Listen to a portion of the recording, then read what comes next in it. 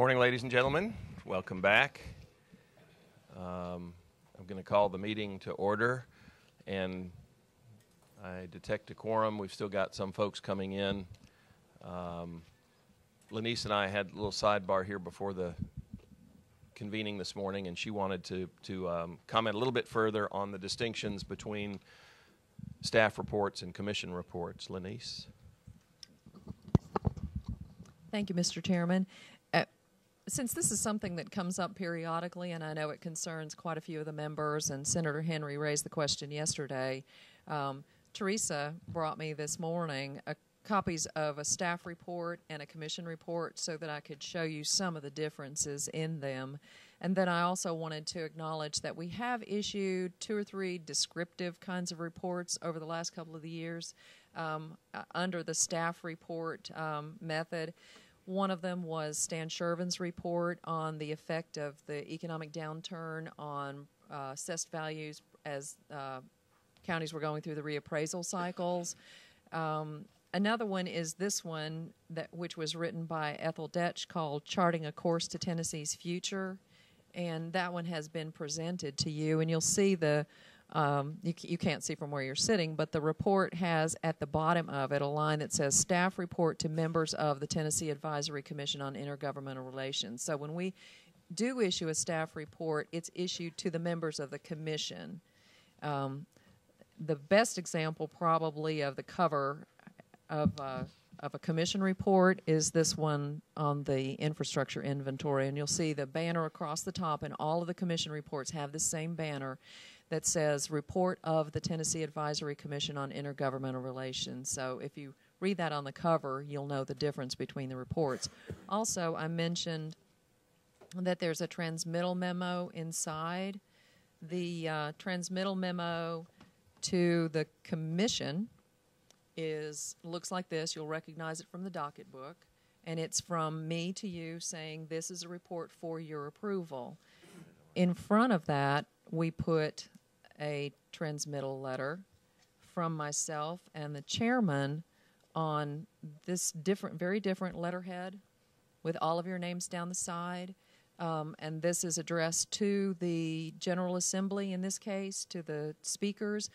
In case of reports that are sent to us by a particular committee, they'll be addressed to that committee, or that often bills are sent to us by a number of committees. So I just wanted to point those out to you and let you know some of the kinds of things that we're doing to distinguish those reports. And again, the staff reports are, by and large, descriptive reports. They rarely make recommendations of any kind. And my view of that is, particularly when the legislature raises an issue and sends it to the commission, they want your view. They want your recommendations, not the recommendations of staff. And our job is to give you the best information that we can so that you can make the most appropriate recommendation. But you're the ones who represent local governments. You're the ones who represent the citizens as elected officials of the legislature. You're the ones that are appointed by the governor to represent the administration and the private sector members, and we're your staff. And the roles are very distinct and different. Thank you, Lanice. Any additional thoughts on the difference between staff reports and commission reports? It's a good reminder, and it's always a good reminder of the good materials that are on file and online. TACIR's research. I think all of us sometimes overlook the fact that there's a ready resource there when we're working on something or trying to look for answers. So thank you for that. I also want to thank those of you who went out of your way to either wear or bring with you orange. I see Senator Henry brought his orange UT bag there, which is great. Look, Phil Doss down here in the hat. This is great. I see some familiar ties out there. For those of you who may not have been here, this is the day that Feeding America is kicking off its Hunger Action Month. So it's Hunger Action Day. I detected that it's a lot of other days and months this month. It's everything from Be Friendly Month to Bacon Month. That fits sort of with the food thing. And so I thank you for doing that. And momentarily, when somebody from my office shows up, I will pass out to you a one-page that has the percentage of your populations in each county that are food insecure. In other words, folks who are reasonably uncertain of where their next meal is coming from. And it's pretty pretty dramatic when you see that breakdown. Some counties over 21% of the population are in that situation. Look at Lanice. See, so this is modern technology here. She dresses in black today, but she's come through with the orange. So anyway, we'll have a whole month worth of activities around this issue, and of course, all of you, whether you engage in those or not, you can volunteer at your local food bank, work with your church. I know Mayor Rowland was telling me that they do so at his church. They do snack packs, and the Shelby legislative delegation is going to be packing meals for senior citizens at the Mid-South Food Bank on September 24th, and our Legislative Nutrition Caucus is going to be doing some things as well. So everybody can pitch in. It's easy and rewarding to do, and it makes a difference. Chairman, yes, sir. Just a comment. Thank you, Mr. Chairman, to follow through. Something that a lot of communities don't look at is the need for diapers, and so oftentimes people have to do away with food to have diapers. In our community, we have an organization called Diaper Love, and as folks go to get their food from food banks and get the snack packs, we also distribute diapers. And that's something I think we all should think about, that's very important for young families. And so many times it takes away the resources they might have for food. So that's a good way to complement any sort of feeding program. Absolutely. Thank you, Mayor. All right, Lanice, we'll get underway then today, as advertised yesterday, with our panelists. And we do have legislators who are not only interested, but are sponsors of the legislation, from whom we will hear later. I know Representative Faison is here somewhere. There he is. I see him in the audience. But we have, as Lanice advertised yesterday, forecast, we've got a distinguished group of panelists on both sides of the issue.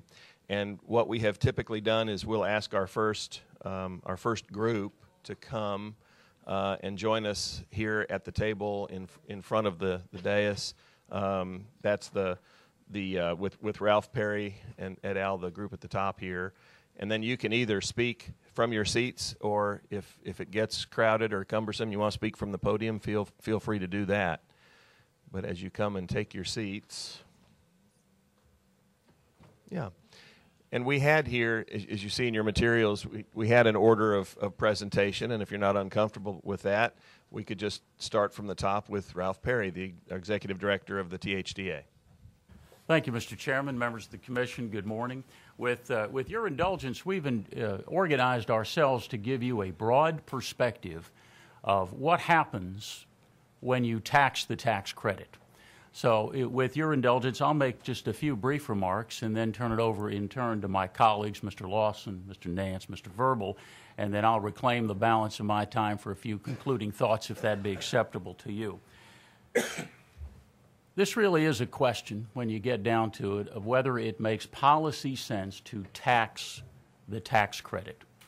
This is the only incentive we have for the private sector to develop affordable housing. We don't do this when the state passes out incentives for economic development. Not when we brought corporate headquarters to Franklin, not when we brought Volkswagen to Chattanooga, not when we helped Eastman expand in Kingsport or FedEx in Memphis. We just don't do that because it doesn't make policy sense. Yet in this instance, state law allows for the taxation of the incentive that gets affordable housing built. Now, we don't intend this to be an adversarial meeting this morning. I'm willing to stipulate right up front that the state's assessing officers are doing exactly what they believe state law requires them to do. No argument from us. The issue, I think, for TACIR and ultimately for the General Assembly is whether that ought to be state policy. We would argue that it should not. And ladies and gentlemen, if you will go home and talk to your local assessor, you will find that a surprising number of them agree with us. Now, they won't come here and publicly disagree with their association executives, but a number of them will actually tell you they're doing this only because they've been told they have to. Many of them weren't doing it until recently, wouldn't be doing it on their own today, but they were told that they had to. And even if they think they ought to be able to, they will conclude, as Mr. Lawson will amplify, that these properties can't support the kind of tax load that you would put on a market rate development in a nice part of town. So ask your assessors. I think that would be an eye-opening conversation for you. With that, let me pause and recognize Mr. Phil Lawson from Lawlerwood Housing to give you some perspective on developer issues. Thank you, Mr. Chairman, members of the Commission. I'm Phil Lawson with Lawlerwood Housing Partners in Knoxville. We've been doing this for 40 years, and we currently own 37 properties in Tennessee, as well as 22 in other states. And all of those, every one of those, have utilized the low-income housing tax credit for their construction or rehabilitation. So that's all we do. And I really am here to just try to give you the developer's perspective on what this particular problem is, the result of this particular problem or the effect of it on the work that we do. You know, the low-income housing tax credit has been the most successful housing program in the history of the country and of the state of Tennessee. Nothing else in the past has ever produced and preserved the number of units that this program produces, and we're really I mean it's a enjoyable business to be in. The majority of our residents are elderly and disabled individuals, although we do have a number of families as well. But what I really want to try to communicate is, what is this doing? Because quite honestly, from a developer standpoint, we're in crisis mode right now in this thing. And I personally believe that this has the potential to devastate the low-income housing production industry in the state. And I've got a limited amount of time and several things I'd like to say. Let me just comment briefly on the map that you'll see on the screen right now. This was prepared a couple of years ago by Dr. Murad Ariq at MTSU in the Economic Research Department. And he updated it this year because there have been a couple of changes. There was a Mississippi Supreme Court decision that moved Mississippi from red to green. What we've tried to depict here is the states in red. I'm not sure about that choice of colors. We might have done something better. But the red states in this example are the states that that his research indicated are to some large extent utilizing the taxation of the tax credits. In other words, the application of the Spring Hill methodology, as we term it here in Tennessee. And I learned yesterday from Dr. Shervin that he wasn't able to find any even of these states that utilize it universally. So what we've got is a sporadic utilization of that methodology across the country, in 9 states. And most of the states across the country don't utilize it. I point to this only to say, Tennessee is sort of an island of, more states contiguous to Tennessee than any other state. None of them, after Mississippi moved, are utilizing this methodology. What I'd like to do with my remaining few minutes is show you a real live, hot off the press example. Lou, if you can go to the numbers. You know what? Those aren't going to be. Well, we can dim the lights again as we did yesterday. Somebody who's near the rheostat over there, if you would, yeah, there we go. Thank you, David. That'll help. This is in a handout, and I don't know if everyone has this or not. This is really the most important thing I have to say, so I'm sorry it doesn't show up a little bit better, but let me just summarize that for you. These are 2 properties in Sullivan County, Tennessee. Miller Village is in Kingsport, Mountain View is in Bristol. And these properties were assessed in 2013. So we prepared our budgets assuming that the 2013, we probably increased that a little bit in anticipation of some tax rate or whatever. But the budgets you see there, we assumed $109,000 of property taxes on these 2 properties. Now you have to remember, these are 40-year-old properties. These aren't brand new properties that have been produced. They did get the rehab, and they're in really nice shape right now, but they're old properties. So we assumed a budget of property taxes of $109,000. in I think May of this year, we received notice that that they were going to be reassessed using the Spring Hill methodology. And you can see that instead of paying $109,000 this year, we're going to pay $290,966 this year. So our taxes went up $181,000 on 2 properties. The middle section of that shows, I mean, if you want to understand how this affects the viability of those properties. Hold that thought while I tell the members, just because you do have this, what is on the screen is in your materials. It looks like this. This will just help them follow along. Okay, thank you. Yeah. And that's okay. We've got plenty of time. We're not going to rush you. Okay. The middle section of this slide effectively shows the effect of this property tax increase on us as owners of the property. You can see that we had budgeted $124,000 of cash flow. I'm sorry, I'm not speaking into the mic. I was speaking to the slide. We had budgeted $124,000 of cash flow from these properties. That's pretty much an average of what we get, $50,000 to $60,000 per property. You know, a market rate property down the street probably wouldn't be happy earning $50,000 or $60,000, but that's kind of what our industry earns on these properties, maybe $50,000 or $60,000. Every now and then we get one that's a little higher than that, and I can assure you that we have a number that are lower than that.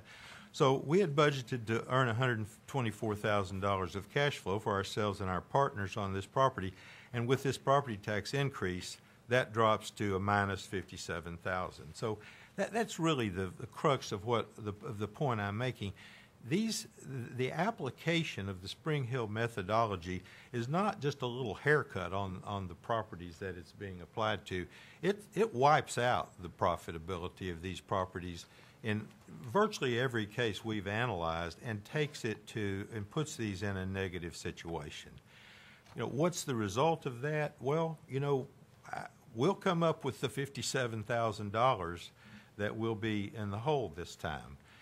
If you multiply that times 37 properties across the state, if in fact they're successful at applying this in all the counties we're in, I don't know how deep my pocket is, to be honest. But losing $57,000 on 2 properties will definitely have one effect, and that is I'm not going to go beg for more of this. You know, the program has been very, very active and appealing to developers. They have 3 applications every year for one that gets approved. But this application of Spring Hill is a very, very recent thing. With 37 properties, I never heard a word about it until two or 3 years ago. I'm sorry, I heard about it. I heard about it in some counties in Middle Tennessee. It was never even mentioned in East Tennessee. Memphis, of course, it's irrelevant in Memphis because they have a pilot. But at any rate, I guess the point I'm trying to make is if, in fact, we apply Spring Hill statewide, then other than Memphis where they have a solution to this, I think the program will literally fall apart.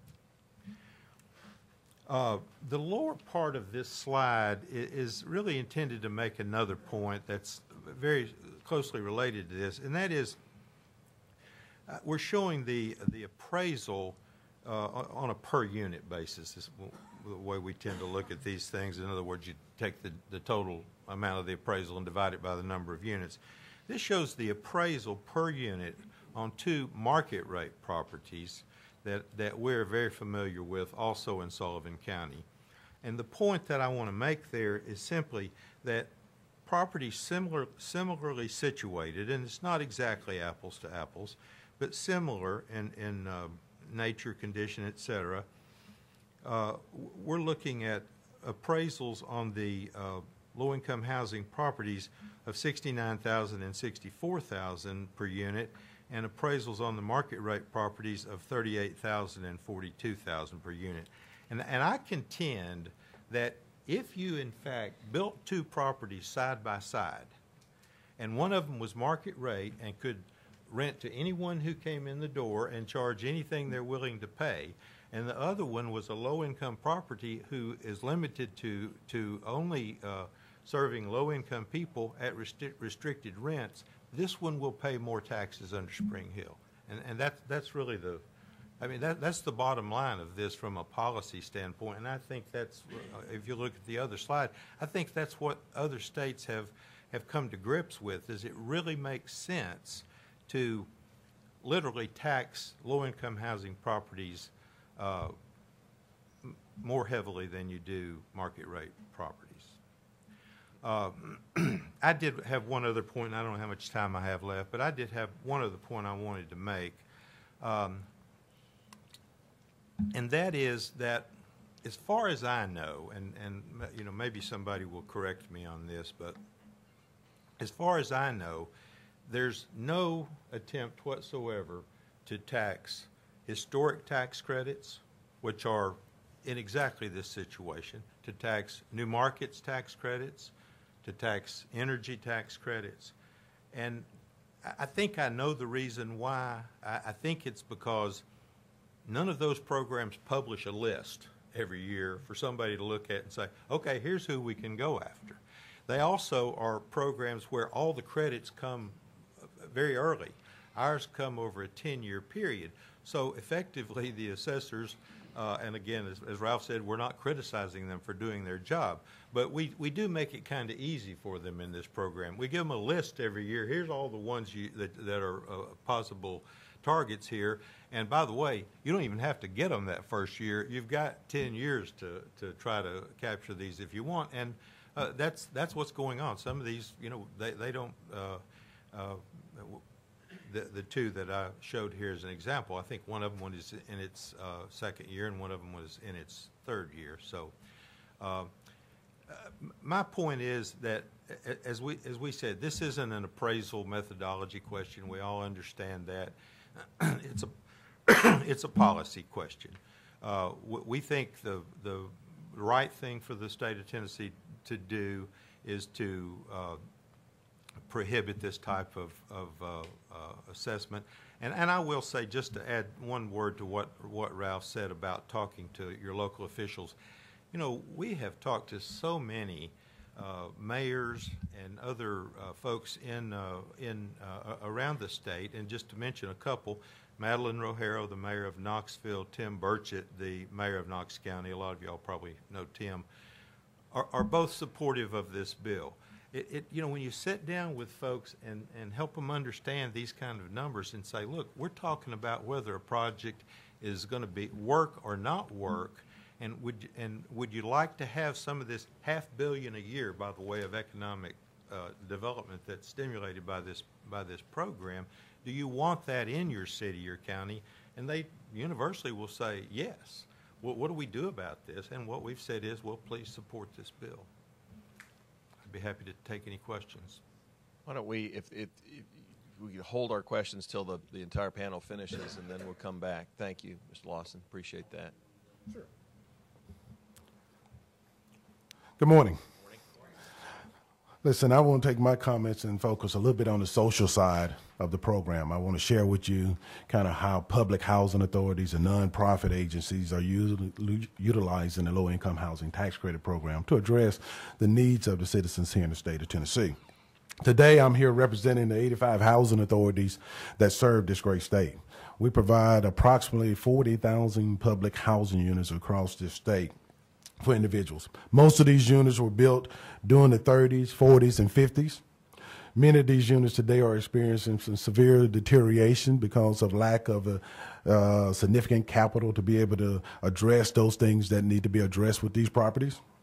Not only is there a lack of significant capital being provided, that money is being provided to Housing Authority through an Appropriation Act annually through the federal government. So we have been receiving a reduced amount of capital dollars every year. Right now, it is estimated that we are receiving 1/3 of the capital dollars needed to address just the annual deferred maintenance that is happening on public housing units. So we're not dealing with actually addressing and improving the quality of the housing that's located in your particular communities. We're just kind of sticking Band-Aids on them and hoping that they continue to hold together during that time. With the elimination of the Hope 6 program, the limited dollars that are being placed in the Choice Neighborhood program that is out there right now, public housing authorities really don't have a whole lot of options to look at when they begin to talk about repositioning the public housing units that they are managing. I don't know if you realize it or not, but public housing units that we own and operate as a public housing authority, we cannot go out and put debt on those units. So we don't have that ability to just go out, borrow money against that public housing property and give it to the bank as collateral. That is restricted from us. So we have to look for grant sources, funding sources, low-income housing tax credit possibilities to be able to address those housing needs that are out there. What I can tell you is that as we continue to look at those opportunities that are available to public housing authorities, we know that we have very limited options to be able to address the needs that are there. Many of us who prepare public housing development projects through public housing authorities are utilizing multiple funding sources. So when we speak about utilizing low-income housing tax credits to address a development, it is only part of the solution to that particular property. KCDC, we just developed a 85-unit senior elderly housing project located in East Knoxville, where we're tearing down a 500-unit public housing development. We've torn down 183 of those units at this particular time, built back 85 of those units that are elderly units, utilizing low-income housing tax credits to do that. That was a $14 million project. About $6.5 million of that was in tax credits. The rest of it we brought to the table through other funding sources that were out there.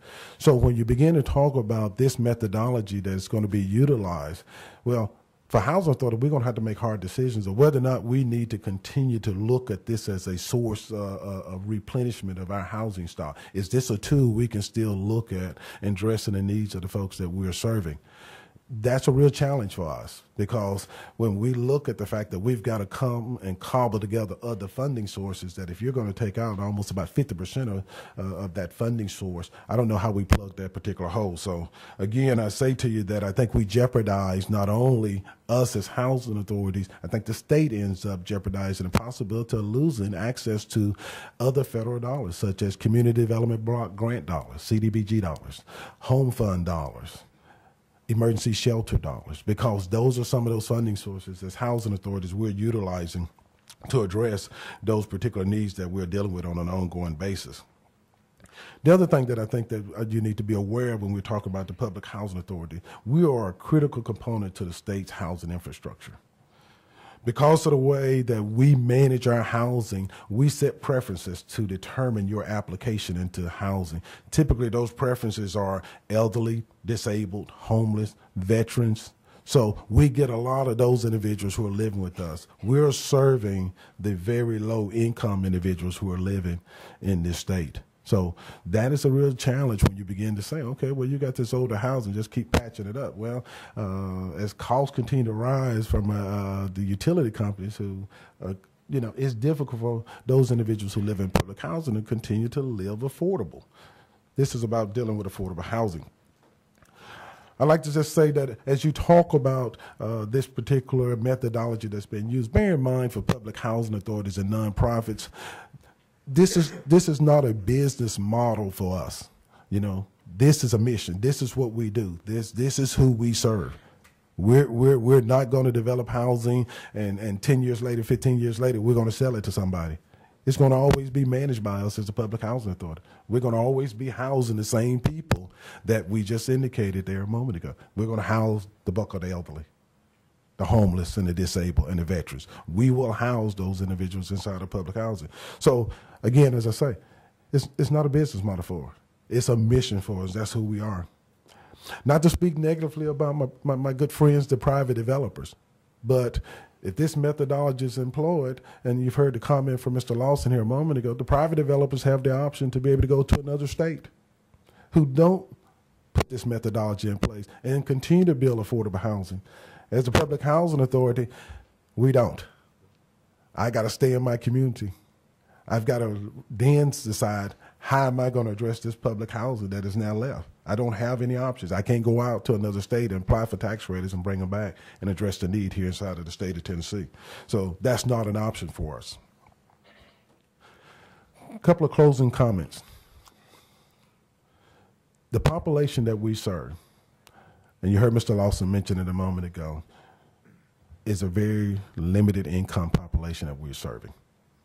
As a public housing authority, we have a lot of individuals who live with us who are zero income individuals who are living with us. So we're providing that housing to a lot of those individuals. So bear in mind that when I mentioned a moment ago, we built this elderly project, 85 new units there in East Knoxville. I'm worried about the fact of the new property taxes. Now I'm going to have to go back to my county and make sure that I'm working with them to see if they can help me secure a pilot so that this doesn't create a problem for me continuing managing those housing units.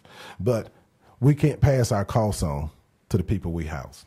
That's not an option for us as a housing authority. That's not an option for the private developers either. Many of the PHAs and nonprofits, we're providing in our housing a lot of supportive services. We're providing things like case management services, congregate meals, health services, sometimes transportations for our elderly residents to and from certain doctor appointments or other events that we can get them through. If we're in tax credit deals that begin to increase this cost of operations, we know there's two things we got to do. We got to make that mortgage payment. We're going to have to make that property tax payment. But we really don't have to provide a congregate meal. We really don't have to provide case management services. We really don't have to provide transportation. Those are the things that we will have to get rid of first. Well, that will impact the quality of life of those individuals living in these units because, again, it's about trying to provide a better environment and better units for them to live in. And then I close by saying to you, how are we supposed to handle the existing units that are already on the ground when they financially don't work anymore? They're already in our community. As a public housing provider, we know what those challenges are like when you got a bad property that you're trying to occupy. It creates some real challenges for a community. So there's some increased costs that local municipalities should anticipate that if this continues to be the direction we all go in. So with that, I'd just like to thank you for allowing me the opportunity to come before you today and speak on behalf of the public housing authorities and the nonprofits here in the state of Tennessee. Thank you very much. And again, David, just for the record, since we're on tape, if you'd state your name and position, please. I'm David Verbal, Wouldn't you know it? President and CEO of Citizens National Bank's $850 million community bank headquartered in Sevierville. I guess we got involved in the low-income housing arena because of Larry Waters, so I'll blame it on him.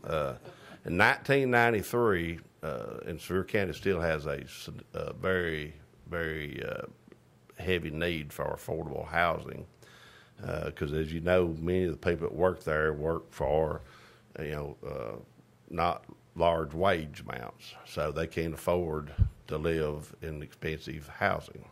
But Larry, in 1993, Larry called a meeting of officials and bank reps and so forth and asked, what can we do about this affordable, getting some affordable housing? Well, we began to study this program, and in 1995, I think, made an application for a 50-unit complex in a 47-unit complex in Sevierville called River Park. And at that point in time, it's kind of funny how this has changed, but at that point in time, the city of Sevierville actually gave us the property. It was surplus property, actually donated the property. Now, at the end of a 30-year period, the ownership of that property is going to revert back to the city of Sevierville. And in that particular case, we were the bought the tax credits and provided the loan. And we are a 99% limited partner in the project. The 1% general partner is Volunteer Housing Corporation, which is a nonprofit, does a great job, does a lot of elderly housing, and this was their first venture into. And understand these units in Sevierville, that we did were for, and I could call the working poor. These are not people that are getting government assistance, but that just cannot afford good housing unless they have some subsidy. So that went well, and then in 2001, we did 50 units more in Pigeon Forge, Tennessee, and Meadow Creek, and actually in that case, the city of Pigeon Forge sold us the property at a bargain price in order to get this project in there. Then 2007, we added 50 more units to River Park. So the bank is the 99% limited partner in those three projects, total 147 units. And like I say, we have never taken a penny out of them. Now, we got the tax credits. We have the loans on. The loans are at low rates. There's not excess cash flow that they send the bank, back money. Any excess money goes into reserves to keep the properties up. And so having got into that arena, then we began to understand it, and we have actually since then invested in 5 different projects where we bought the tax credits. 2 of those are in Knox County, which were for homeless people, Minville Place and Flanagan Place, and one of them's in Morristown, Tennessee, which is a rehab project where they're rehabbing some apartments. We have made loans on 7 different projects, from Crossville to Johnson City. So we have been fairly active in that market. Now, what I would tell you is the numbers that Mr. Lawson gave you are pretty much accurate as to what we see on all the projects that we finance.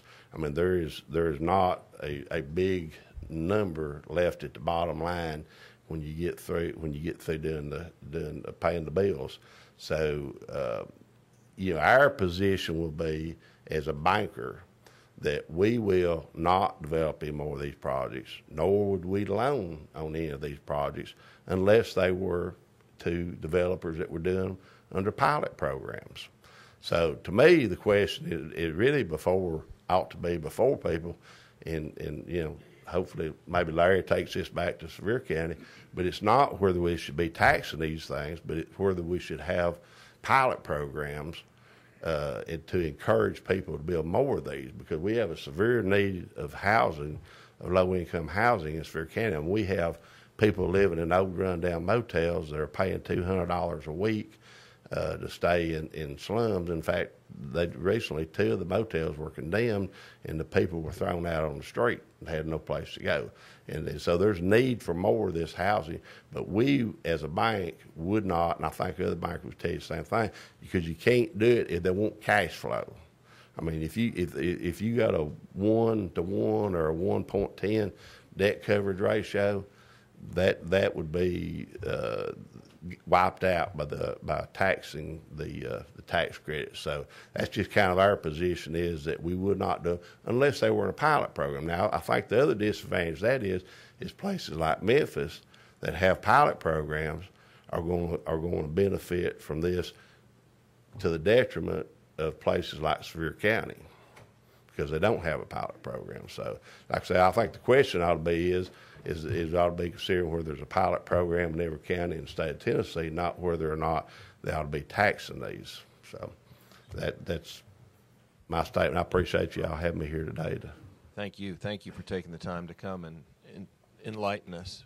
Mr. Perry, anything else before we have any questions? Thank you. Just a few closing comments. I think my colleagues here have given you a pretty good overview of what happens to developers, what happens to investors, what happens to the future plans of our public housing and redevelopment authorities if it's the state's policy to tax the tax policy. There are a couple of other angles that I'd like to briefly touch on. We are the state agency that distributes those tax credits, among many other things that we do for the state, and our close working relationship with local governments is very important to us. And we are mindful of the concerns that local leaders have about the potential loss of revenue. So there are a couple of points I need to leave with you. The first is, in every instance where one of these developments comes in, the county realizes more tax revenue than it was getting on the vacant lot or the rundown property it replaced. That is true without exception. and it will remain true with the passage of Mr. Fason's bill. It's not an exemption from property taxes that he is proposing. What he says is that Tennessee will do what 30-some other states do. They tax the property based on the income that can be generated from a property that is income restricted and rent controlled for 20 years in some cases. That's what we're talking about. Fair taxation that enables these properties to be viable. My friends in the second panel will very likely give you a vastly inflated impact of potential revenue loss to counties. The only way I can characterize that is to say fun with numbers. They have spent 6 months plussing up everyone's assessment, and now they will come around and say, look at all this money you're going to lose. It's money you never collected in the first place and are very likely not to collect in the future because these buildings won't have it for very long to give you. The truer measure is what kind of taxes were you collecting before? And in that case, again, you will find that in every instance, you were collecting more than on what that property replaced.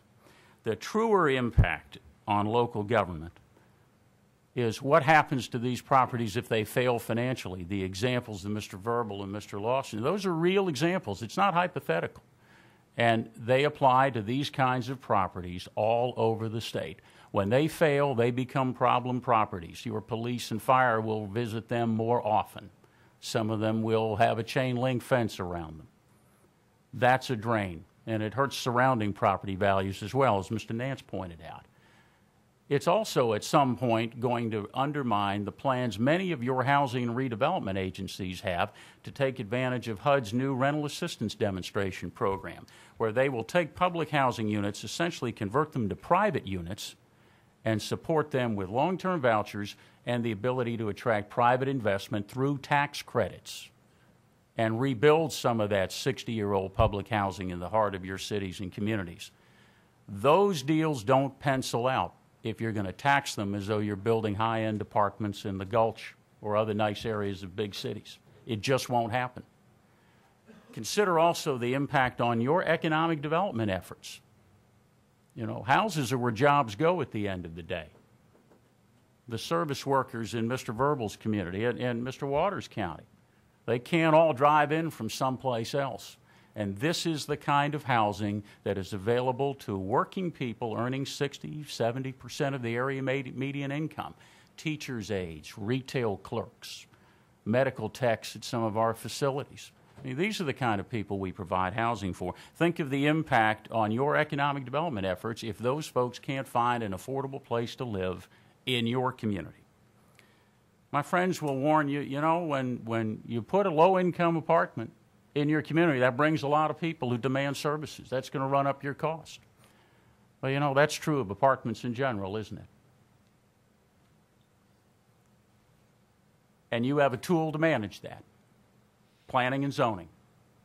If you've determined that your community can't absorb any more apartments, you just zone it that way. My agency will never give tax credits to an applicant who does not have site control over an appropriately zoned location. You have that control. The low-income housing tax credit is the only incentive there is for the private sector to develop affordable housing. Before this was created in the Reagan administration, the government built affordable housing. And every one of you can drive through your communities and point exactly where that old government housing is. And I suspect that you have mixed feelings about whether it's an asset for you or not. This gives the private sector an incentive to develop it, to invest in it. And if you tax the tax incentive, you don't have an incentive.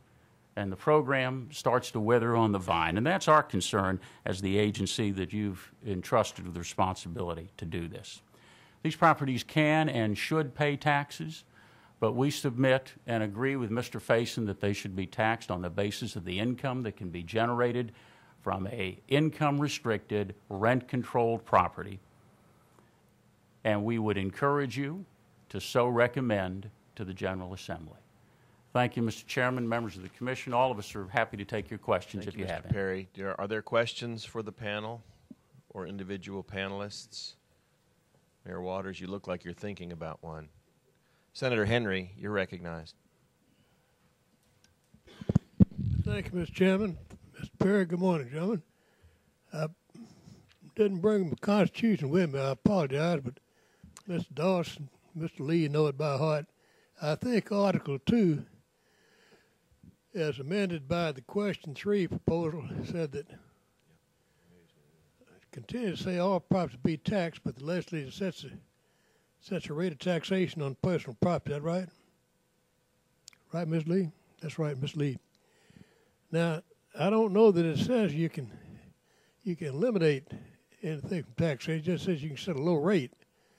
Are you saying that these credits should be entirely eliminated from taxation, or just a lower rate set? You said income is to be Yes, assessed.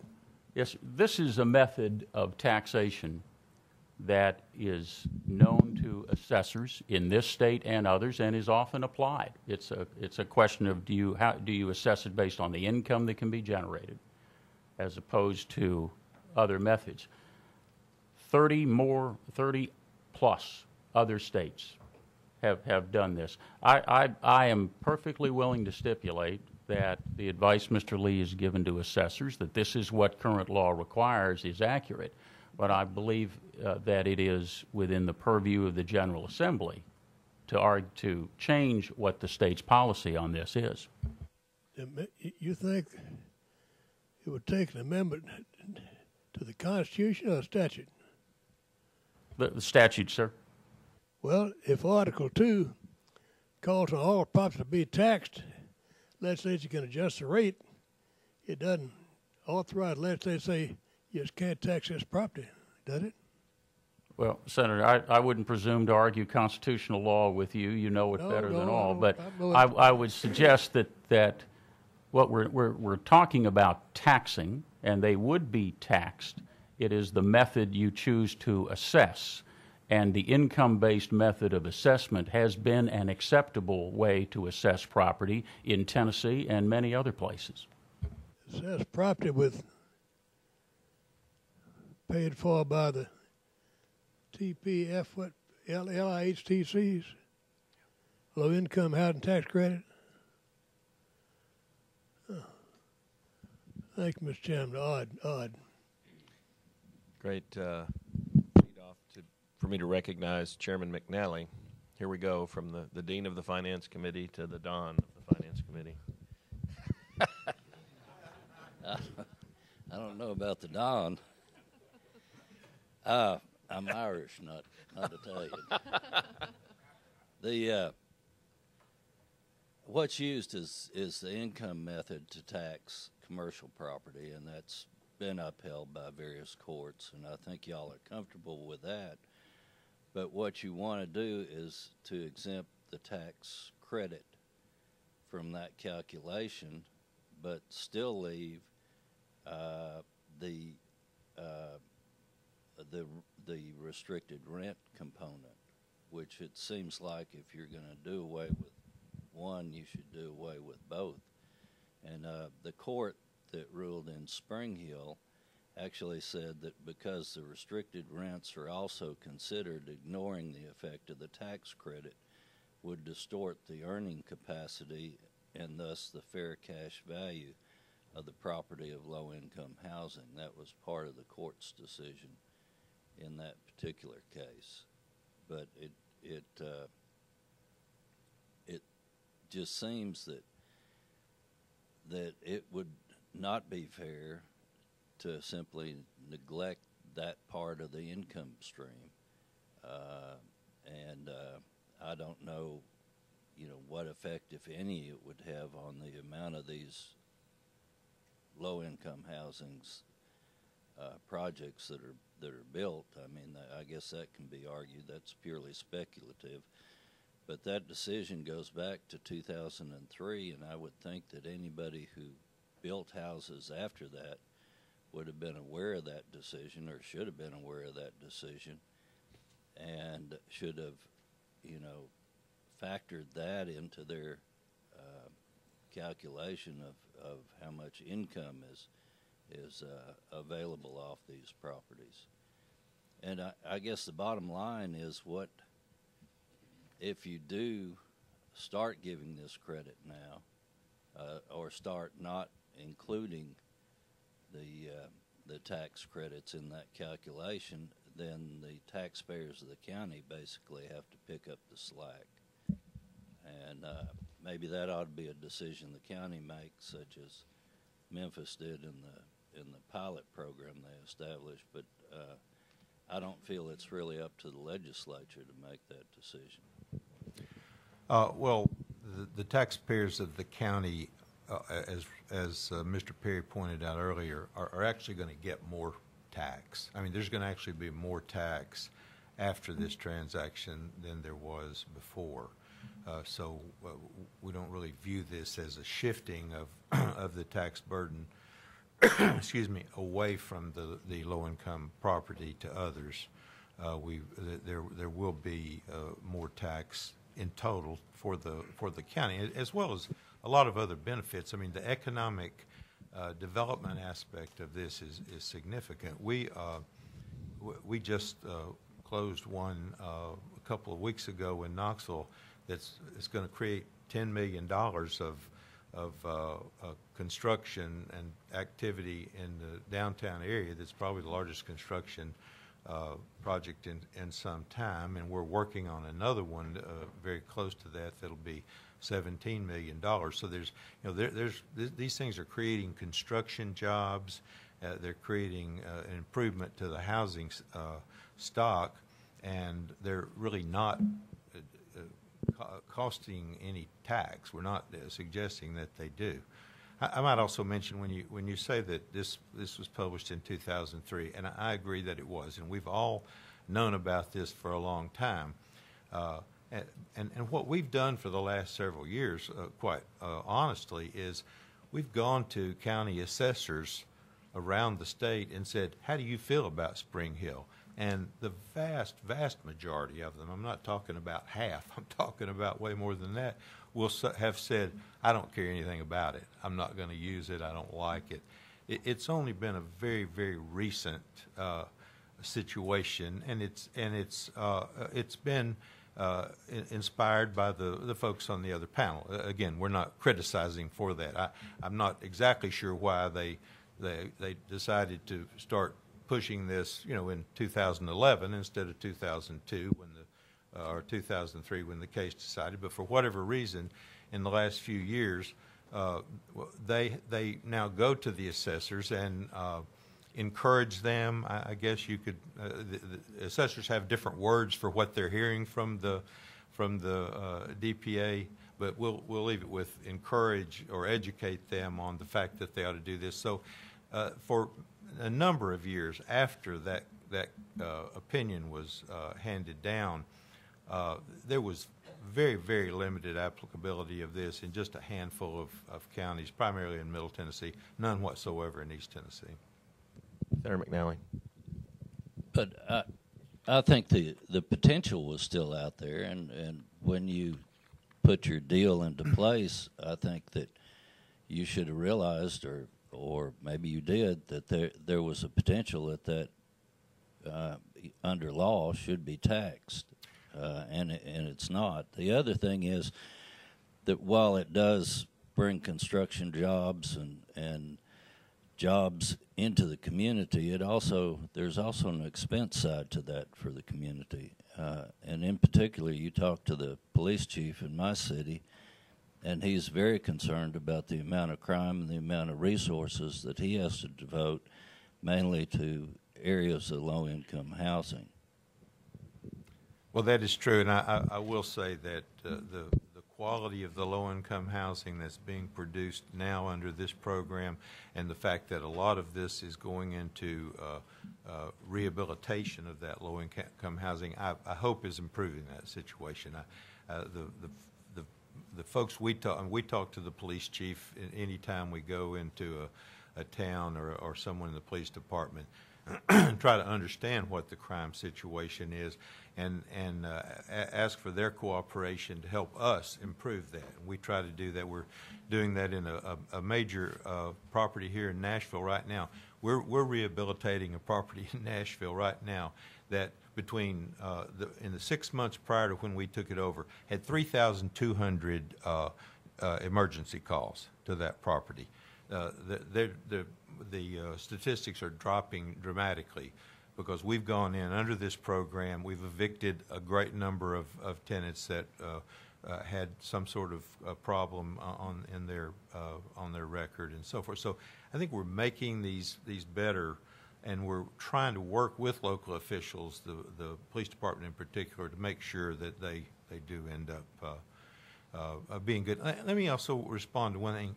When you say we should have considered this after the court case was passed, I would have to say that my contention is if we had considered it back then, there would be no program today, because full consideration of this by every developer and every investor equates to no transaction. I mean, it's not like people are going to say, okay, I now understand this, so I guess I need to anticipate the fact that I'm creating a project that's going to lose money every year. The developers won't do it, and investors won't buy into it. For that matter, lenders won't lend on it. If I may, Senator. Ralph, let me see here if Mayor Waters had a certainly, point. sir. Excuse me. My question is related to the fact that in the normal business, when taxes go up or expenses go up, the expense is passed on to the consumer. In this case, that would be the person renting the apartment. And this is a generalization. It is, and this is for any of you. Is there? I know the budgets are tight as far as a break even on these units, but in your all's opinion, is there room if the tax credits are taken in consideration in assessment and it raises the tax for that property? Is there going to be some wiggle room in there to raise these rents somewhat in order to cover this addition? I mean, is it your opinion that most of the units that are now out there are at the maximum, or is there some room there? Obviously this thing's going to be passed along if it can to the consumer. So my question would be, do you think there's some room there? And obviously, if there is, would that be passed along to the person renting the apartment, which their rate's going to go up? That's an excellent question, and the short answer is if you are in a major metro area where the HUD allowable rents are somewhat higher, then a certain amount of these higher taxes can indeed be passed along. If you are in a smaller county, that becomes problematic. It's already difficult to make even tax credit developments work in smaller communities and rural areas. They would have limited ability, probably none, to pass that along. And it would, that's the whole premise of the program. In exchange for getting the tax credits, the developer and his partners agree to keep the rents artificially low for, in some cases, 20 years. And you don't have the ability to pass along not just taxes but other costs that come along. Representative Carter. Thank you. I'm extremely interested in all this, but you're saying the rents are fixed for 20 years without increase? I'm not aware of that. In fact, I understand that you submit an application each year. If you seek an increase in the rents, you must substantiate the increase in overhead mandating that increase.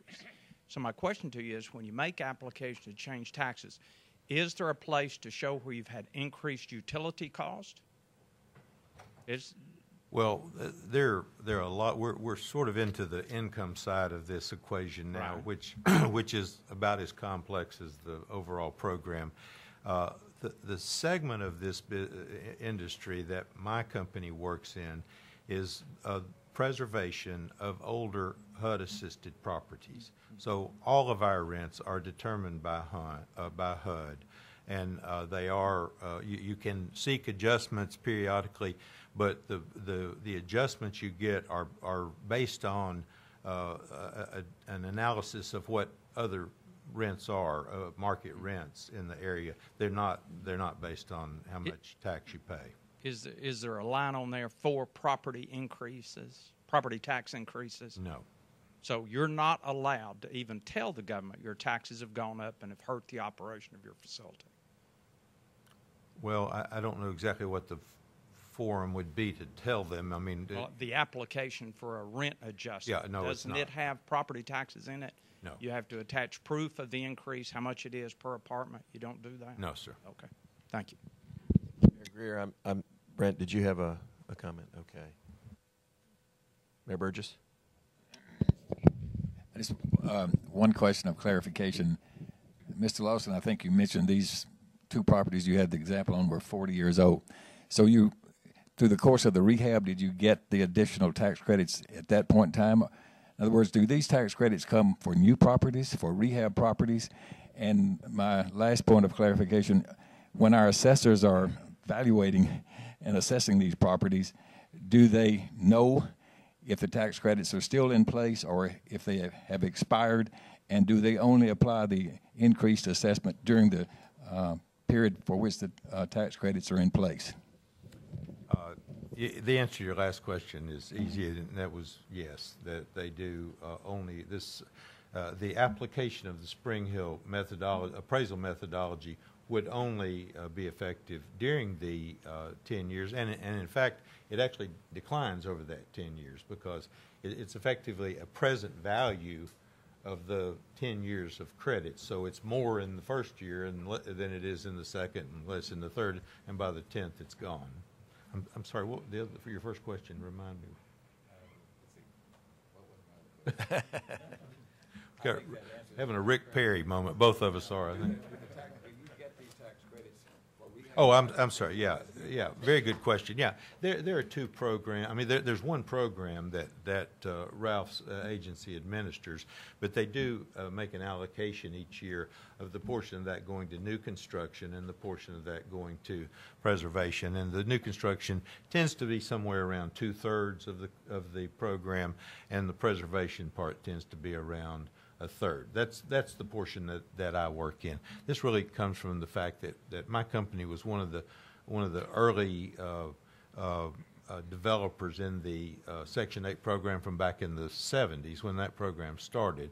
So we know that program very well. And what we tend to do is buy older properties that still have the Section 8 contract on them and use the tax credit program to preserve them and try to get another 20 or 25 years of life out of them. These properties are, by now, mostly 30 and 40 years old because most of them were done in the late 70s, early 80s.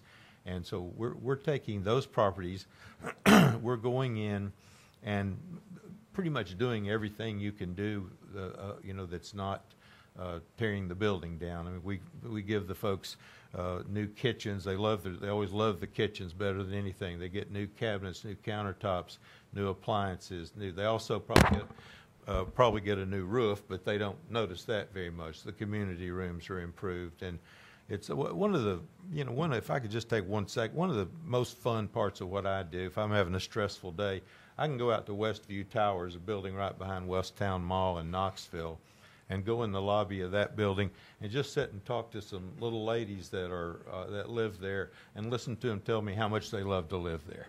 I always accuse the manager of putting them up to that, but we really, I think, create some great environments for folks to live in, and the majority of our tenants are elderly or disabled for the most part, living solely on their Social Security check. All right. I appreciate the dialogue very much, and I don't want to cut it short, but I do want to get the next panel up, if we could, at this time transition to thank you very much. Very insightful presentation. And as they depart and we get the others up, I'm going to pass out the previously mentioned Map the Meal gap for each of you to look at your counties and your neighboring counties and others across Tennessee to show overall food insecurity in Tennessee by county. It's this year's map, but it's current through 2012. All right.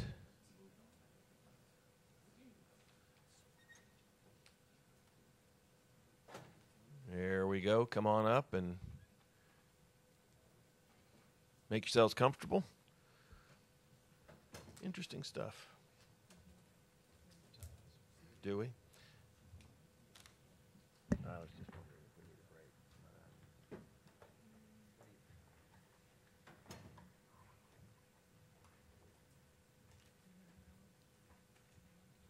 Now that I got them all seated. Do the members? I've had just a suggestion. Does anybody need to take a break here that they can't? Okay.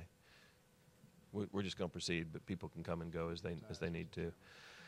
I'll tell you what, we see which team came ready to play here with the orange ties. We appreciate that. The chairman appreciates that very much. You're all welcome, and as you, from the top, who wants to lead off? Thank you, Mr. Chairman and members of the committee. My name is Will Denami. I'm the Executive Director of the Tennessee Association of Assessing Officers, the Assessors of Property. We appreciate very much the opportunity to be here and speak with you today and talk about this issue, which we've been talking about in the legislature for quite some time. First of all, let me just give a very basic point about the Assessors of Property and their outlook. They are the elected official in each county. They are responsible to measure and list and make sure that each parcel of property is on the tax roll for its sound intrinsic fair market value. They don't have an interest in raising people's value or lowering people's value. Their job is to get it fair. And when it comes to value for property, that is an opinion. If you think about your house, what is your house worth? Your neighbor may have a different idea of what your house is worth. On the day you're trying to sell your house, you might have a different idea of what it's worth. It's an opinion.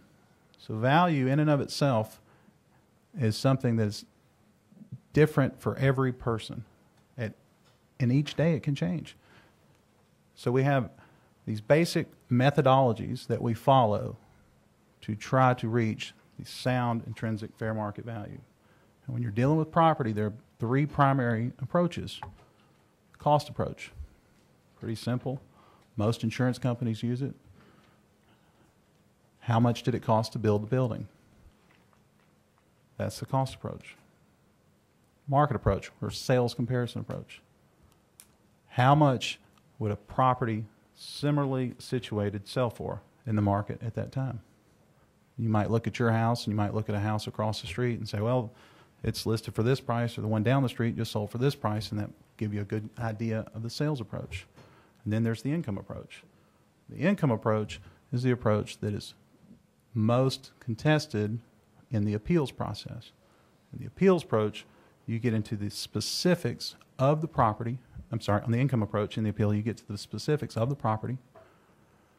How much income is it generating? And is that income it's generating comparable with a market property of the same type, similarly situated?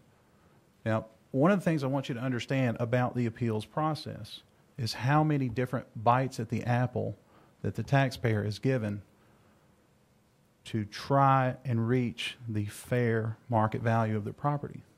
So first, the assessor property will, through a reappraisal, they'll generate a value. They'll give notice to the taxpayer, here's your value. The taxpayer then is afforded an informal review. They go to the assessor and say, we think you got our value wrong. We have a different value. Here's what it is. If they don't like the answer they get at that point, then they go to the County Board of Equalization, a body that sets to hear their value. If they don't like the value they get there, they go to an administrative law judge.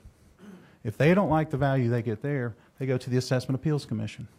If they don't like the value they get there, they go to the State Board of Equalization. If they don't like the value they get there, they go to Chancery Court. If they don't like the value they get there, they go into the Appeals Court. This is how many different bites of the apple, and I guess it ultimately could go to the Supreme Court. What we're talking about specifically these types of properties is a case that went all the way to the appeals court, the Spring Hill decision. And in that decision, if you read the case, you'll see there was never an argument made that the credits do not have value. In fact, it's difficult to make an argument, and no one makes an argument that the credits do not have value. The credits that are used in these particular types of properties are the precise reason why people apply to get in this program. It's for that purpose they are willing to take a sub-market rent. It's not in dispute. Do the credits have value? That's a very fundamental question. Yes, sir. I think Senator Henry has a do you have a question at this time, Senator? Trying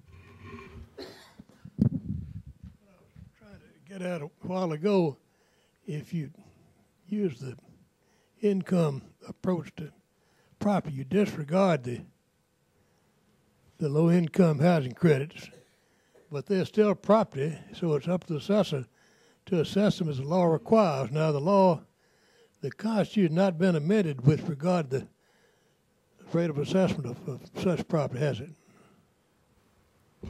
The Constitution has not been amended to allow for the assessor to make exemptions to any particular thing, other than what's spelled out specifically under the exemptions you're aware of, just literally or scientific. So you assess the property based on the income, the rent it produces, then you go out and you assess these credits separately. They're a separate piece of property out there. Well, the Spring Hill case would show you that the question was whether or not those credits, and Senator Henry, you're right on the money as far as intangible personal property, which was the argument. There's three types of property. There's real property, there's personal property, and there's intangible personal property. And we have, and I don't want to pretend to be more of an expert than Kelsey Jones. He is the executive secretary of the State Board of Equalization. He's very familiar with this. But in the Spring Hill case, they said the question of whether or not these credits are considered intangible personal property. That was the argument. And if they're intangible personal property, should they be assessed separately than the real property? And the holding was that they are part of the real property because they're part of the real estate. And the reason why they're part of the real estate, if you sell the property, the credits remain because they are attached as a covenant running with the land. So that's why they're held on for 10 years. Now, what's interesting, and another point that I'd like to make, when you're looking at the map that was shown, you can replace the title of that map with a variety of things. You could talk about personal property. You could talk about leased personal property. You could talk about intangible personal property. You could talk about mobile homes. We have a bill in the legislature very frequently that says mobile homes, the tax bill should go to the person living in the mobile home. But the Tennessee Constitution does not say that. We have to follow the Constitution. We don't have a choice. So the assessors of property are constitutional officers. They have a responsibility to the citizens, to the taxpayers in the community, to make sure that the values are fair and that they're following the process. The process is determined through statutory law, through common law, the Comptroller's Division of Property Assessments, the largest part of the Comptroller's office, is very much involved in this process, and the State Board of Equalization oversees the process and administers rules and the appeals process. So this is a highly regulated area of law that begins with constitutional law and it flows all the way through administrative law. The assessors do not have anything against low-income housing. They don't have anything against the developers of low-income housing. They don't have anything against the residents of low-income housing. Their job is to value the property fairly. It's not to penalize someone, and it's not to give a break to someone. It's to do it fair. And the reason why it must be done fair, it's the cornerstone of the constitutional principle of fairness and equity. When you do a reappraisal, you reset all the values in the county to be fair to all the taxpayers in the county. You do this every 4, 5, and 6 years. But in order to keep it fair amongst all taxpayers, we do what's called a certified tax rate. And a very rough example of that would be, if 4 years ago your county was worth $1 billion and you had a $2 tax rate, and in 2014 you do a reappraisal and you now have a total value of $2 billion, your certified tax rate will reset to $1 so that it brings in the exact dollar amount to the penny. And that's the point I'm trying to get to. The assessors are not interested in trying to raise or lower someone's tax bill. Their interest is trying to make sure everyone gets a fair value. And when you're talking about a fair value, you have to look at the property and say, what is it worth? Well, if it's a $10 million property and $5 million came from tax credits, under this bill, you're asking us to say you cannot value the tax credits. So we have to pretend like it's only a $5 million property, even though it costs $10 million to build. How do you do that? Mr. Nami, Yes, let me sir. recognize Senator Henry again. Thank you, Mr. Chairman. Mr. Nami, the credits, the credits may not be personal property. They may be mixed property. Some attributes are personal, some attributes are real. Is that right? No, sir. They are fully real property. They are real property. Yes, sir. Okay, so if the legislature is not acted on the assessment of real property within the limit of the Constitution, what, 25, 40%. 25, 40, and 55, something like that. That's correct. Yes, sir. Do those, well, if they are real property, they must be assessed. Is that right? Yes, sir. So this bill would be unconstitutional. Is that right? I would like to answer that, but I'm certainly not qualified, I don't think, to answer that. Kelsey Jones is... Well, the bill, I think, says disregard the value attached to these credits. Well, I'll pass, Mr. They'll get to that, I expect. Thanks, Senator Henry. Let's hear from Kelsey. Mr. Chairman and members and Senator Henry, the approach that was upheld in the Spring Hill case treated the tax credits as merely an indication of value. They recognized that the case wasn't about taxing the credit itself. It was about measuring the interest of all the owners of the property. And the court said, and the Attorney General has said at a 2005 opinion, that it is within the constitutional authority of the legislature to define value for these kinds of property in such a way that it takes into account the restrictions on use assumed by the owner. So the answer to your question about the bill that was referred to the commission is that it certainly, if it is crafted consistent with the opinions of the Attorney General would tell you that it is consistent with the Constitution, much as Greenbelt use value has been upheld under the Marion County and Fayette County decisions as basically representing market value under a assumption of restricted use.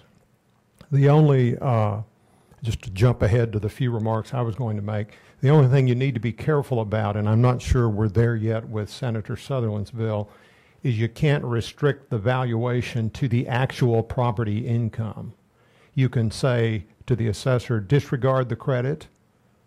You can say to the assessor, take into account the restrictions on use, but you can't limit the value to the actual property income because that's not the market. You have to go to the market, albeit the market for this type of property, to determine what that limited use market would indicate as the value for the property. Okay. All right. Go ahead, proceed. Will, you about? Well, yeah, all right. So there are a couple other points I'd like to make. Sure. I think there should be a very serious consideration of what you're probably all familiar with, what we would call the slippery slope. And the slippery slope is this.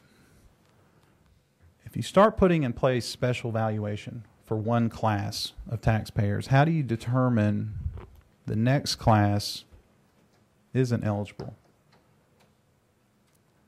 When you start saying, we're going to give you a special valuation because we like what you do or think you need it, you can't exist for whatever reason, you put yourself on the slippery slope. And this is again an action the legislature would be taking to require local governments to give a special valuation to certain taxpayers.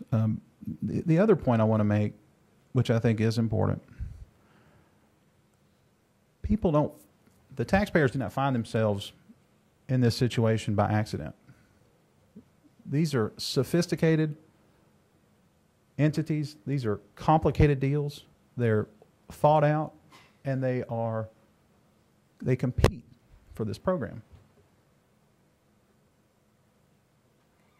You should have to compete under the law as it stands. And this law is not new. This has been settled for quite some time. I'm not aware, and I've asked the question, but we're not aware of any county that is, quote unquote, not valuing the credits.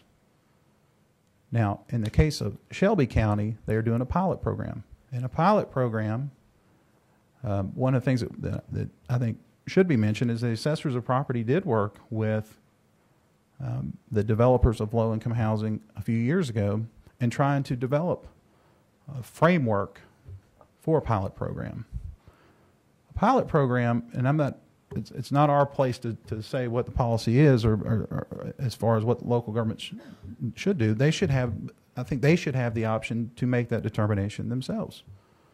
Why should they be forced to enter into an agreement? Why wouldn't they have the ability to make a decision on their own, much like they would in an economic development deal, where they would say, we want to locate this industry here because of the ripple effect of jobs, and we're willing to put it through our industrial development board on a pilot program, which, by the way, if they don't, they are taxable. At the end of the day, the last point I'll leave you with is this. When you're looking at two properties, and if the two properties are exactly the same, and they're across the street from each other, and literally exactly the same, if one property is taking restricted rents and the other property is competing with them, and they're competing for the same renters, the tax credits that go to the one are making up the difference. And now if you lower their tax bill, then through the certified tax rate, you're going to shift that burden across the street onto the other apartment owner. So I just wanted to leave you with that. And I'm happy to answer any questions. All right, let's keep moving here, and we'll try to, unless you have a burning desire to ask a question before we finish, let's get input from all the panelists. Mr. Connor, are you next? My name is David Connor. I'm the Executive Director with the Tennessee County Services Association. I appreciate everybody being here today and the time given to this matter. I'll start off by saying everyone recognizes low-income housing is a necessity in all of our communities. It's very important. The work that Mr. Perry's organization, the Housing Development Authority, does is critical. What the public building authorities do in our communities is critical. That's all important. But these are not, property taxes aren't being paid by public building authorities. They aren't subject to property taxes. Public building authorities may use low-income housing tax credits as an incentive to bring in private investment, but they wouldn't benefit from the tax credit, so they're not recipients of the tax credit. This is a tool in the toolbox that is used to help bring in private investment into low-income housing. But if I can give you an example, and the federal government chooses different ways of subsidizing housing. They could come to a developer and say, look, we want you to have people in your development that can't afford really to live in it. So they can maybe only pay 30% of your rent. We're going to cut you a check for 70% of their rent.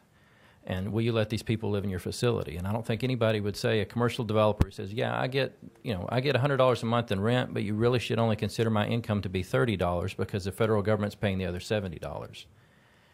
Instead of using that methodology, what we have instead is the federal government says we want to incentivize private investment. So if you're going to build a facility that'll cost $1 million, we'll give you $700,000 worth of tax credits to help you fund that facility and build it. But then in exchange, we want you to charge reduced rents.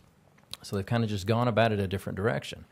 But essentially now they're saying, we don't want you to take into account those $700,000 worth of tax credits we got and built our facility with when you look at what our facility is worth in our business model.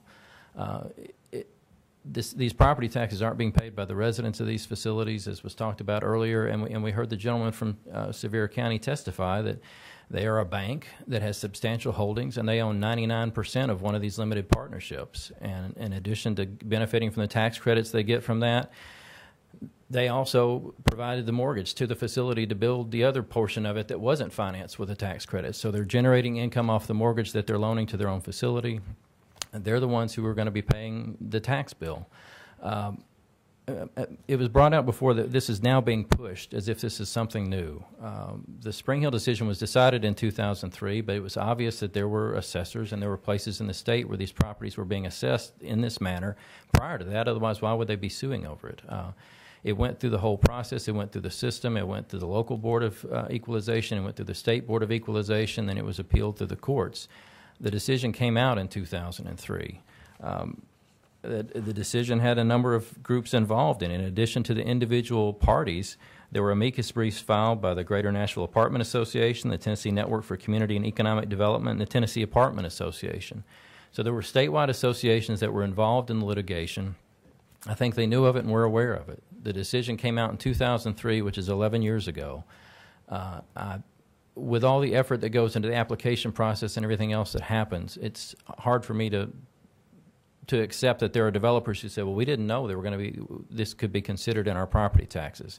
Maybe it wasn't charged there locally, and maybe if they go to talk to a local assessor and say, hey, we really don't like this, I'm sure there's a lot of property owners who have a house that say, wait a minute, I don't like the fact that my appraisal went up. And when they're across the counter, I'm sure the appraiser's going to say, yeah, you know, I feel sorry for you about that. I hate that. I wish we didn't have to do it.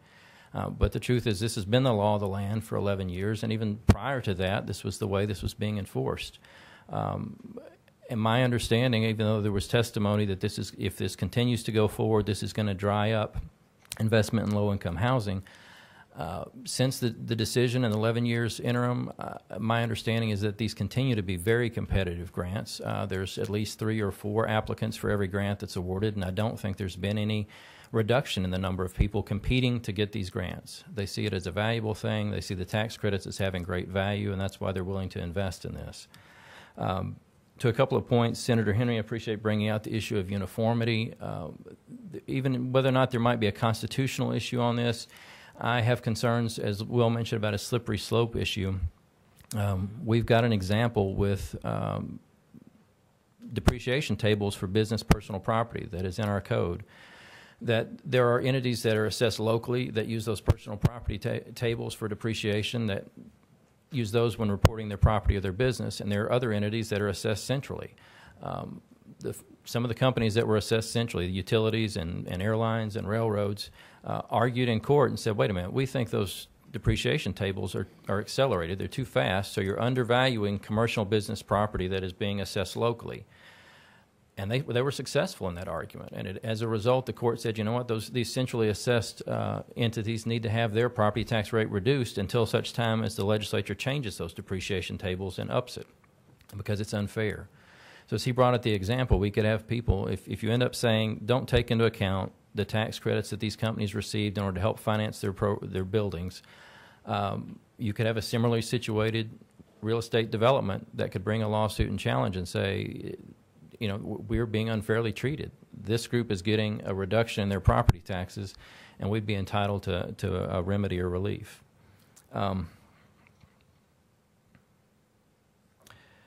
I think Will also made a point that I wanted to have. We are in a situation where most of what a county's budget pays for, we're required to continue to fund.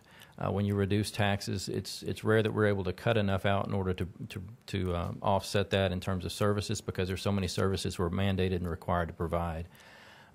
To a large degree, if you reduce taxes on one sector in terms of property taxes, it ends up shifting that burden out to all the others, both other commercial developments that may be in competition with these facilities, as well as the homeowners, farm owners, residential property, and other commercial and industrial property in the county. That's the reason why, as a general rule, we raise objections as an association to these types of reductions in tax breaks for a special group within the overall tax body of taxpayers. I think that's all I had in terms of comments, but I'd be happy to answer any questions. All right, thank you, David. Bobby Lee, General Counsel to the Comptroller's Office. We appreciate the opportunity to be here, Mr. Chairman. We did wear the orange tie for you. And this is my son's tie, I have to disclose. He graduated from UT, and this was his graduation tie, so he had to wear that. We're here today to provide a history background of what the practices are in Tennessee.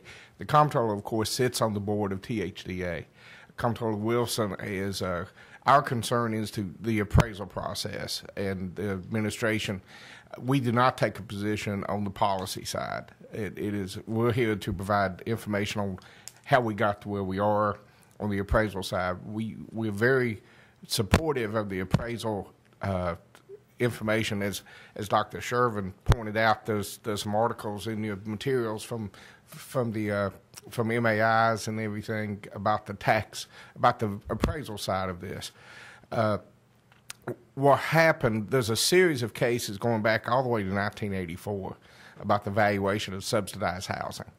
1984, there was a case out of Davidson County, Briley Parkway, that talked about, you look at that this is a sub-market. Subsidized housing is really a sub-market.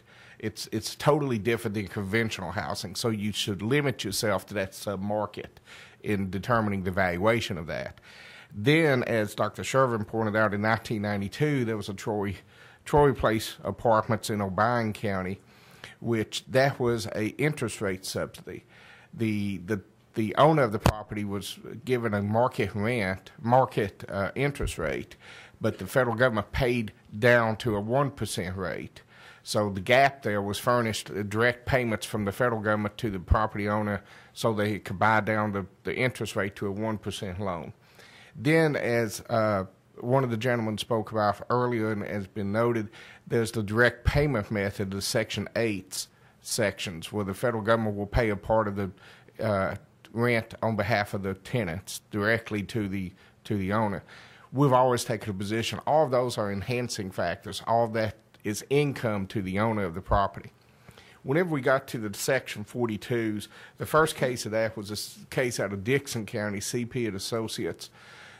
We did not know about what a Section 42 low-income housing tax credit program was. We learned about it. We talked with THDA, learned a lot of information about it. They provided testimony at the Assessment Appeals Commission about the program. The Assessment Appeals Commission decided that it was an enhancing factor. It should be considered, just like the restrictions. When we got to court with the Spring Hill case, it worked its way up through the Chancery Court. Chancellor McCoy issued a decision, a very thorough decision in our opinion. It went to the Court of Appeals, and Judge Cottrell rendered the opinion of the court in that.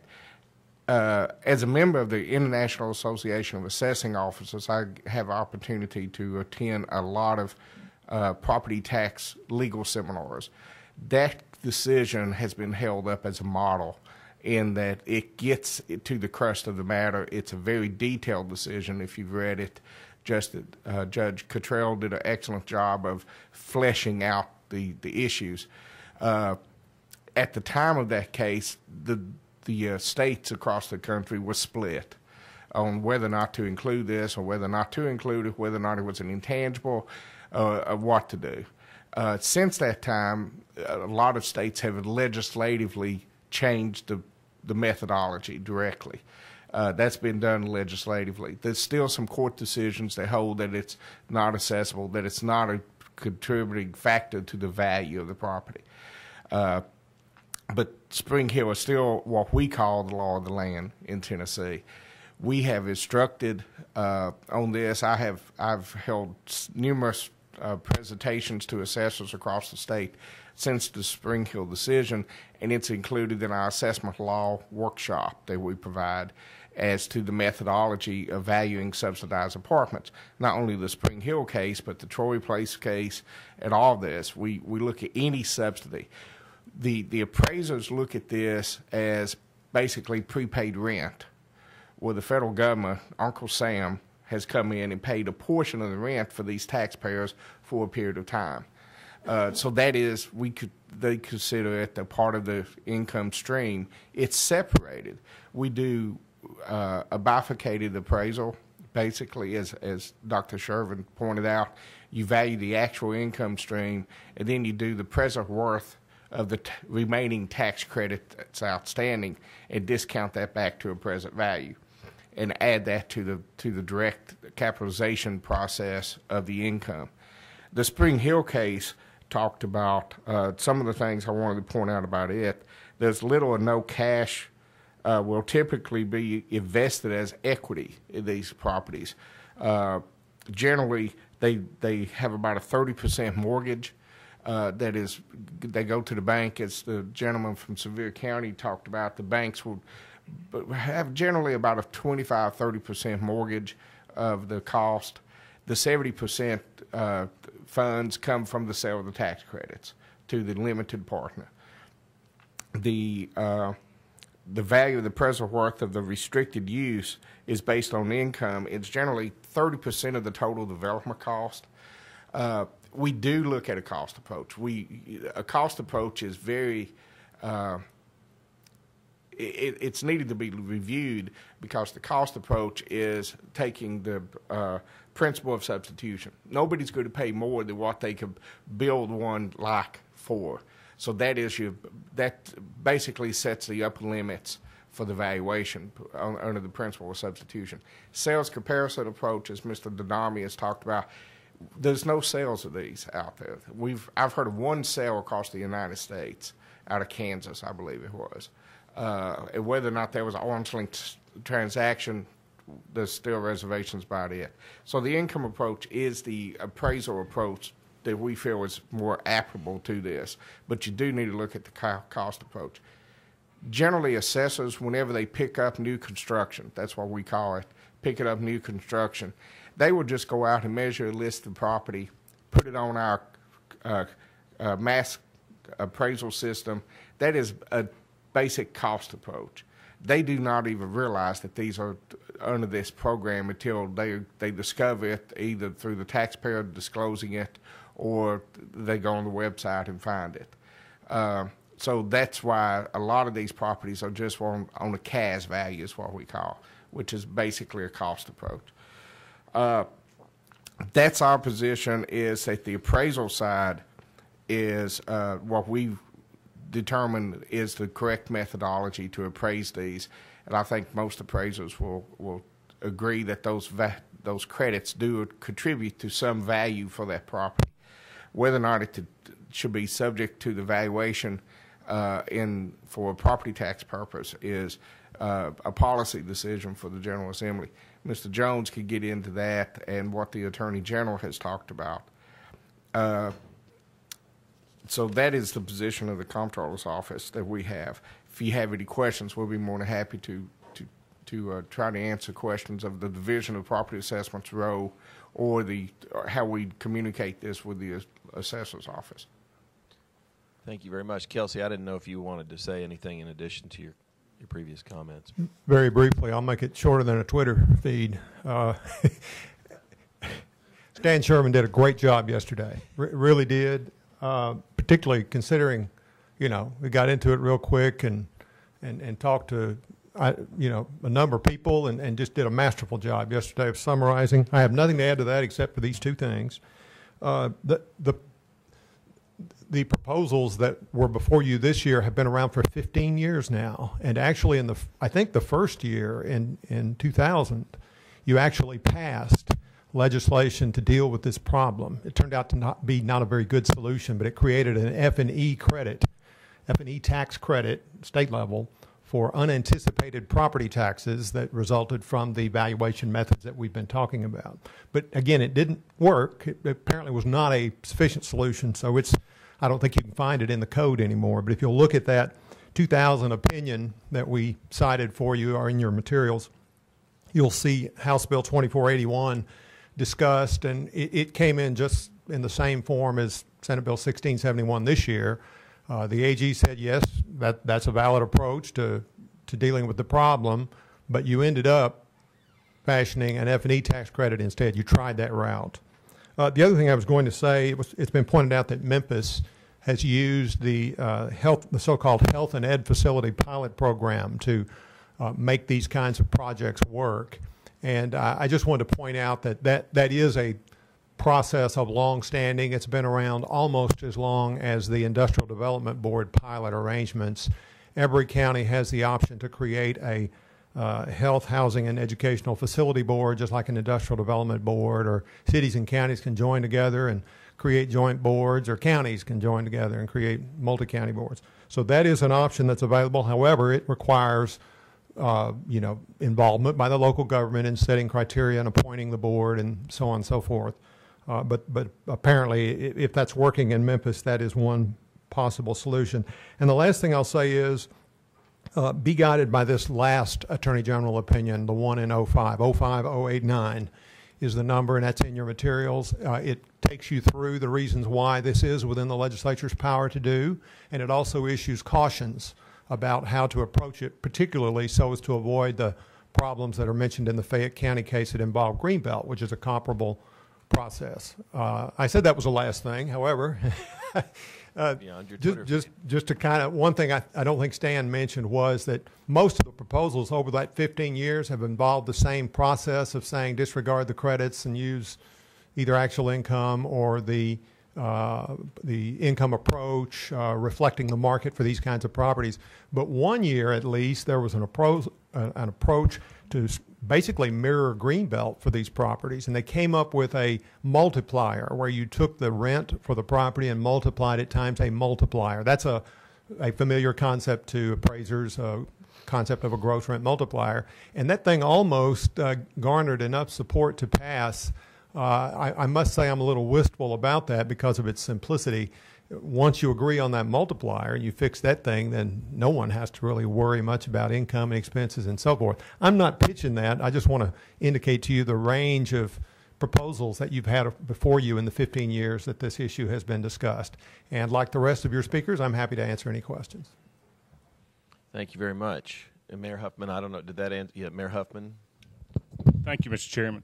Kelsey, let me ask you about the pilot in Memphis. Is that the only area that's got a pilot in Tennessee? I guess would be my first question. And secondly, how do they set that up so that it doesn't slam into these constitutional issues that we talked about earlier? Think of the IDB pilot. It's the same process. The property is deeded in name to the industrial tax-exempt entity. It's not the industrial board. It's the Health, Housing, and Educational Facility Board, or as they're referred to, Health and Ed boards. Those are comparable to industrial development boards, same powers. You put the title in that governmental body and then lease the property to the business that will actually run the property and so forth. The business, under the IDB approach, gets to claim depreciation and is treated in many respects as the owner, has an option to purchase the property at any time for a nominal consideration, and that's the way, and then there's negotiated payments in lieu of taxes. So it works exactly like the IDB pilot that Ralph Perry was mentioning for FedEx and Nissan and Volkswagen and so forth. And those are considered to be payments and not actual taxes. That's already been decided, correct. Right? Yes. Do you know of any court cases that are pending right now that might change any of that? No. Thank you. Representative Sargent, Mr. Chairman. Thank you, Mr. Chairman. I got a question. You talked about Greenbelt property, and I'm going to use my senator sitting next to me and myself, and he owns 500 acres in Rutherford County. I own 500 acres in Williams County. The federal government is paying him a subsidy not to plant. Do we count that subsidy, what he's getting paid from the federal government, like a tax credit? They're paying him cash money. Did that go into the value of his land? under Greenbelt? The formula for use value under the Greenbelt law is fixed in the statute, and it basically gives 1/3 weight to a market value for farmer-to-farmer sales and 2/3 weighting to an income value. And the income value is an estimated farm income for that particular kind of property. If it's a row crop property, UT Extension Service provides an estimate for that kind of property. If it's pasture, there'd be a different estimate. And they divide that by a cap rate that basically is a nationally, well, as of legislation passed this year, it's basically a relationship between farm property and farm debt and farm interest. Okay. So it's strictly formula driven. It doesn't take the subsidies into account per se. Instead, it constructs a estimated farm income for that kind of property and divides it by a cap rate. Yeah. And that's 2/3 of the value, and the other third is farmer to farmer. But if I'm getting paid $50,000 per year for the next 10 years not to plant, that is income to me as a farmer. Yes, sir, it is, but it is not reflected in your Greenbelt use value. Okay, why? What's the difference? Why are we taking one subsidy from the government in the way of taxes on low-income housing, but now we're eliminating income that he's getting paid? I'm not getting paid that income, but we're not using that income in the same valuation. Yeah. What's the difference? Greenbelt is just a formula-driven value. You all and your predecessors have made a decision that we're going to encourage farm uses by creating use value and limiting the value that this property can be taxed at based upon the restrictions the owner has assumed on the use of the property. Thank you. Chairman Sargent, I would recognize that on the market side of value of that Greenbelt property, of course, we look at willing buyers, willing sellers, and that would the market should recognize any income that property could produce. So that would be on the market side. As Mr. Jones said, use value is a statutory-driven value. What we're talking about on these properties are market values. The statute talks about market value being a willing buyer, willing seller. And the appraisers have said that when a willing buyer was to buy this property, they would consider the credits because the credits flow with the property. That's the Spring Hill decision, is that the market value, because those credits flow with the property, that's an enhancing factor. Senator McNally. I want to respond to that. Why wouldn't counties simply use the approach taken by Memphis rather than coming to the legislature when we've got the Spring Hill decision that makes it very clear that this is the tax credit is actually real property. It can't be considered as personal property, and also that you can't separate the types of income. It's a tax credit is a type of income, and if you use the income approach, it has to be included. And I think there was an Illinois case that also referenced that. But rather than go the legislative route, why don't they just copy what's been done in Memphis? I'll try to answer this, Senator McNally. I mean, that is an option, I think. Local governments, cities and counties could enter into those pilot agreements if the developers are willing to deed over the property to the government for ownership under those health and ed boards and set it up that way and avoid property taxes. But I guess I'll say on this issue, we're not the ones coming to the General Assembly asking for a change. The bill is being brought by the developers and has been for a 15-year period or so. Asking for an exemption. But that option is out there. Memphis is utilizing it. There may be a couple of other limited circumstances where it's been used, but that would be one option where if the developer wants to transfer the property over to those boards for ownership by the governmental entity, then it would be exempt from property tax. And you've not seen any decrease in the amount of these low-income housing apartments being built ever since going back to the 2003 Spring Hill decision. Even before that, it was I think there was a Chancery Court decision and a State Board of Appeals decision before that. I made that statement. That's what I have been heard. I don't have personal knowledge of that. It may be something we want to check with Mr. Perry about, but my understanding is there continues to be a competitive market for these grants, at least 3 to 1 or more in terms of applicants for the grants. And by granting an exemption or by not counting the income from the tax credits and lowering the assessment, then the other taxpayers in the county would have to pick that up. Is that correct? That's correct. Usually when we see a reduction in one factor of the property tax base, it ends up in an increased rate to the other taxpayers. Okay. Mr. McMahon. Thank you, Mr. Chairman. Mr. Danami, a little earlier you mentioned something that I just want to kind of get back to. You were talking about competitiveness. If there's a facility going up and then another one right next to it, and they're competing for the same I guess, customer base and this same clients, that one has tax credits and another doesn't. I'm just a bit confused because a little later, Mr. Bobby Lee talked about subsidized housing being a sub-market, and I'm just wondering if would you really be competing for the same client base if one has the tax credits and the one next door doesn't? If you are competing for the same client base, then it seems to me that both would be engaging in the tax credits. And I was just wondering if you could expand and also let us know if there are actually some facilities that you know are that are competing like that throughout the state. Do you know of any? So the example that I'm making there is a hypothetical and an actual. Okay. So in the hypothetical sense, if you have two buildings that are exactly the same and you are a renter that qualifies, why would you pay more money to live in one versus the other? Right.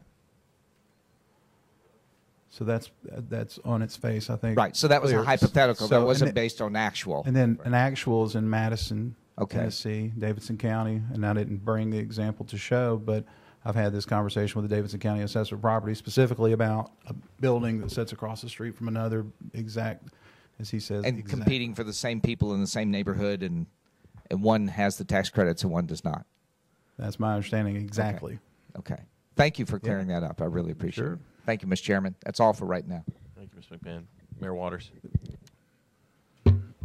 If we go from the basis that low-income housing is a good thing for a community and communities need that, then it seems like our basic question is, and a point of contention is that we have one side that says that we continue to build low-income housing and people continue to compete for these credits, that even after the Spring Hill decision that has continued, which I'd like to know if that's continued in communities. You know, the communities haven't been uniform in enforcing the Spring Hill decision, I don't think, is my understanding, but I'd like to know which communities have and which communities have not built them.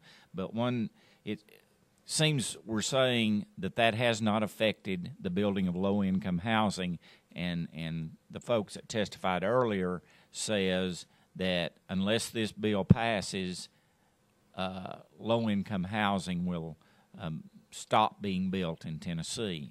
I'm curious about what other states, what their experience has been. There's 9 other states, as I saw that map, that has similar laws to what the Spring Hill decision indicated that we have. I'm curious what's happened in those states to the building of low-income housing, because I think the crux of the matter is, do we, if this actually happens and low-income housing stops in Tennessee, I would think that would be a negative for our communities. And I understand the fairness issue about if one gets a tax break, somebody else has got to pay it. I understand that. But I think if you go from the premise that low-income housing is something good for a community and a community needs it, I don't know if anybody has that information about how this has affected other states as far as building low-income housing, and I understand the contention is it hasn't affected it in Tennessee so far. The other side says it's going to unless this passes. It's my understanding there are no tax credits that have been left on the table in any of the years subsequent to the Spring Hill decision. It's also my understanding that at the time it was 3-to-1 applicants. Now it's around 6-to-1. So it's increased in the amount of people trying to get into this program. I didn't hear any arguments that this was going to provide any new bedrooms for residents. And certainly the assessors of property believe in low-income housing as a good thing. I think it's understood across the board. Everybody believes it's a good thing. They just don't have the ability to say, we think you're doing a good thing, so we're going to artificially give you a lower value. Or consequence, we think you're doing a bad thing, so we're going to artificially give you a higher value. The credits themselves are the reasons why you take a covenant with the land on your property and take what would be less than market rents. Although some people have told me that the rents that are charged are the market rents. In the area, it's maybe a more of a poor area, and so the rents are competitive to what they would have been otherwise. I hope that answered your question. As far as other states go, I'm not aware. I don't have any information to speak to any other state. Excellent questions and answers. I don't know if there's anyone else seeking recognition to ask additional questions of our panel. I know we have Representative Jeremy Faison here, who also asked for some time to address his bill in light of the presentations this morning. Is it the will of the body that we thank our panel and hear from Representative Faison, or are there other questions at this time? Yes, Senator Tracy, you recognize. Just one question for y'all. The Spring Hill decision happened, 2003, is that correct? And are we just now, counties just now, some of them already been implemented for a while? Do the owners of these properties, do they have the ability, I guess it goes to Representative Carter's question earlier, if the taxes are going to increase 180% or whatever they're going up, do they have the ability to increase the rent to pay these taxes that they purchased? You know, when they purchased this property and they bought the tax credits the way they did it, do they have the ability to pass this on to the renters so they can pay for the property tax? I don't know the answer to the second question, but the first question, you know, how have assessors reacted to Spring Hill? There are 95 of them, and they have turnover. They're elected officials, so you know, there's always a little bit of a catch-up period. But these properties, if they're new, are run through the mass appraisal computers at the assessor's office, which generally spits out a cost approach. Property is worth what it costs to construct, particularly if it's relatively new, because you don't have to worry about depreciation. So that's the standard process for these properties to be valued. It's only when the owner starts looking at that assessment and says, "Wait a minute, I'm getting these restricted rents, but my property's valued like a new one next door that's not getting restricted rents." Then they go in, they file an appeal, and in the course of the appeal, the assessor or the state helping the assessor will develop an income approach, and that income approach will then be consistent with what you see in Spring Hill. So that's the reason why, you know, the day that Spring Hill decision was issued by the Court of Appeals didn't represent any kind of a sudden change in assessors' offices around the state. They'd already been using that method. It was for tax year 98 after all, so it'd been around a while. They were already using that method to defend assessments and appeal. But for brand new properties in a county where there either wasn't a tax credit housing property or a county where the owners never got around to appealing, the issue wouldn't have come up. So I think a lot of confusion comes about from the cost approach, which is what's done year one. And so I think the reason why there's been so much confusion as to whether or not assessors value the credits uniformly across the board is because the taxpayer does not come in and appeal on the income approach. And so if they're still on the cost approach, which they were from year one, they'll remain on that cost approach in subsequent years because the assessor is not going to magically know what their actual income and expenses are. So the cost approach, in order to not value the credits, you would take a $7 million property. If there were $6 million in credits that were used to build the property, you would have to subtract $6 million in credits from the $7 million cost to put it on at $1 million. I'm not aware of that ever happening, not one single time. Senator, we have several appeals annually for these properties, and it is a declining value because it's a present worth of the remaining tax credit. So, you know, a year 10, you have 10 years. Year 9, you always have 9 years of payments and so forth. So it drops off, it declines. What we do is we get current rent rolls and income statements. Sometimes the income goes up, so due to rent increases. I don't know what the mechanics of that is, but we try to offset. We look at everything initially every year on these. The incomes may go up, they may go down, but the tax credits go down because of the declining years remaining. Just to follow up by Mr. McMahon, you're recognized.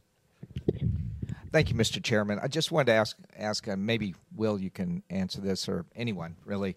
And in the previous panel, I know that it was Mr. Perry, and there was possibly, I hope I get this right, I think Mr. Lawson also referred to this, that a lot of the properties that are rehabbed or that are developed from existing buildings that are not really contributing to the local tax base like they could.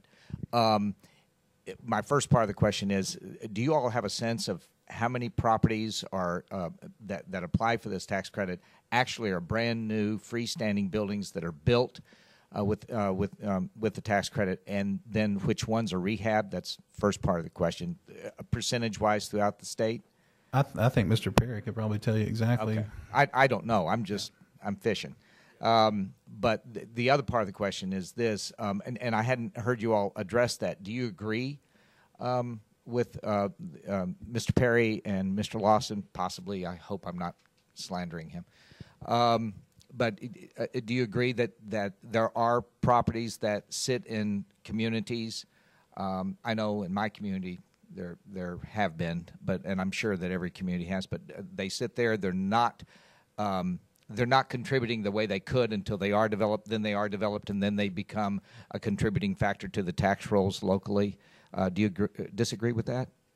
What they're saying? Because I didn't hear anybody address that. I was just wondering. Yeah, I mean, certainly a vacant lot is not going to have the same value in the tax base as a lot that's been developed. But generally, we also see that growth doesn't pay for itself, particularly residential growth. With residential growth, there's much more demand upon the county services for education, for transportation, for police, fire, all those other things. So usually the costs that go along with the development exceed the taxes that are paid by the development, particularly with large residential developments. Right.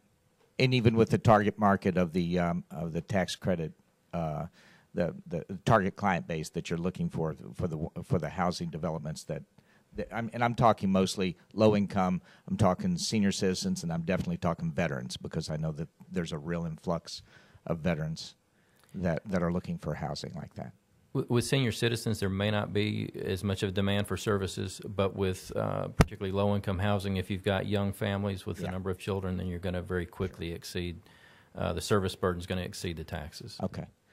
Thank you. Thank you very much for clearing that up. I appreciate it. Thank you, Mr. Chairman. That's all I have now. Well done. Thank you. Thank you, members, and thank you, panelists. Let's hear from Representative Faison now, who's waited patiently in the wings, although I know you appreciate the amount of Good morning, attention. Ladies and gentlemen, commission. It's good to see you, Mr. Chairman. It's always a pleasure seeing you. This is I was reminded this morning of verse in Proverbs chapter 18. I knew it. It says that the person who goes first in court sounds right until cross-examination begins. So kind of reminded of that this morning. Yeah, which was that? That would be the Jeremy Faison translation. That's the King Jeremy version, right? Mr. Chairman, may I just have a point of personal privilege here? Mr. Chairman, I go to church with this gentleman, so I want to say that he does this a lot. Yes. He has his own translations sometimes, and I'm quite as confused at home as I am here on this. Well, Proverbs 18:17, if you want to look it up. Okay, thank you. Proceed. Commission, y'all are a vital part to the success of our state. And I serve on the local government committee, and there's so many times we say, what would TACIR say? How does TACIR feel about this? And as I look at this panel, I realize I see why the legislature looks to y'all. There's a lot of wisdom up here, and y'all represent a whole different idea than what the legislative branch of government works, so we have to come to y'all often. So thank you for enduring this and listening to this. I'm a boy from Georgia. I was raised in a little small town in Georgia, a bunch of poor people. But I remember as a kid an area of town that you didn't go to. And back then we called it projects, the projects. I'm sure some of y'all remember that. And the projects were filled up, for lack of a better adjective, with thugs. There was stuff that was going on in the projects that you didn't want to be a part of. In the 80s, and a very bipartisan piece of legislation with Tip O'Neill and President Reagan, they realized, listen, we are giving and helping out people who are low income. We're helping them be able to have a place to live. But these places that they're living in are the projects. They're not the best. So they sat down and they came up with a plan to say, what can we do? Because these places are slum. They don't look right. What if we invited the private sector in and gave the private sector a reason to have skin in the game? Sound like a good idea? So they said, what we're going to do is we're going to give them federal tax credits. What is that? That gives you dollar for dollar a write-off on your federal tax credit, on your withholdings for federal government. So they said, if we're going to give, which is worth a lot of money, if we're going to give you this, we're going to give you a couple stipulations. First of all, the stipulation, if we're going to give you these tax credits, you're not going to charge a person more than 60% of the median income around there. What does that mean? Well, if everybody else is going to pay around $1,000, this is general, they're going to pay $1,000 for this little apartment. When we give you these tax credits, we don't want you to charge more than $600. 20% of what these builders do have to be at 50%.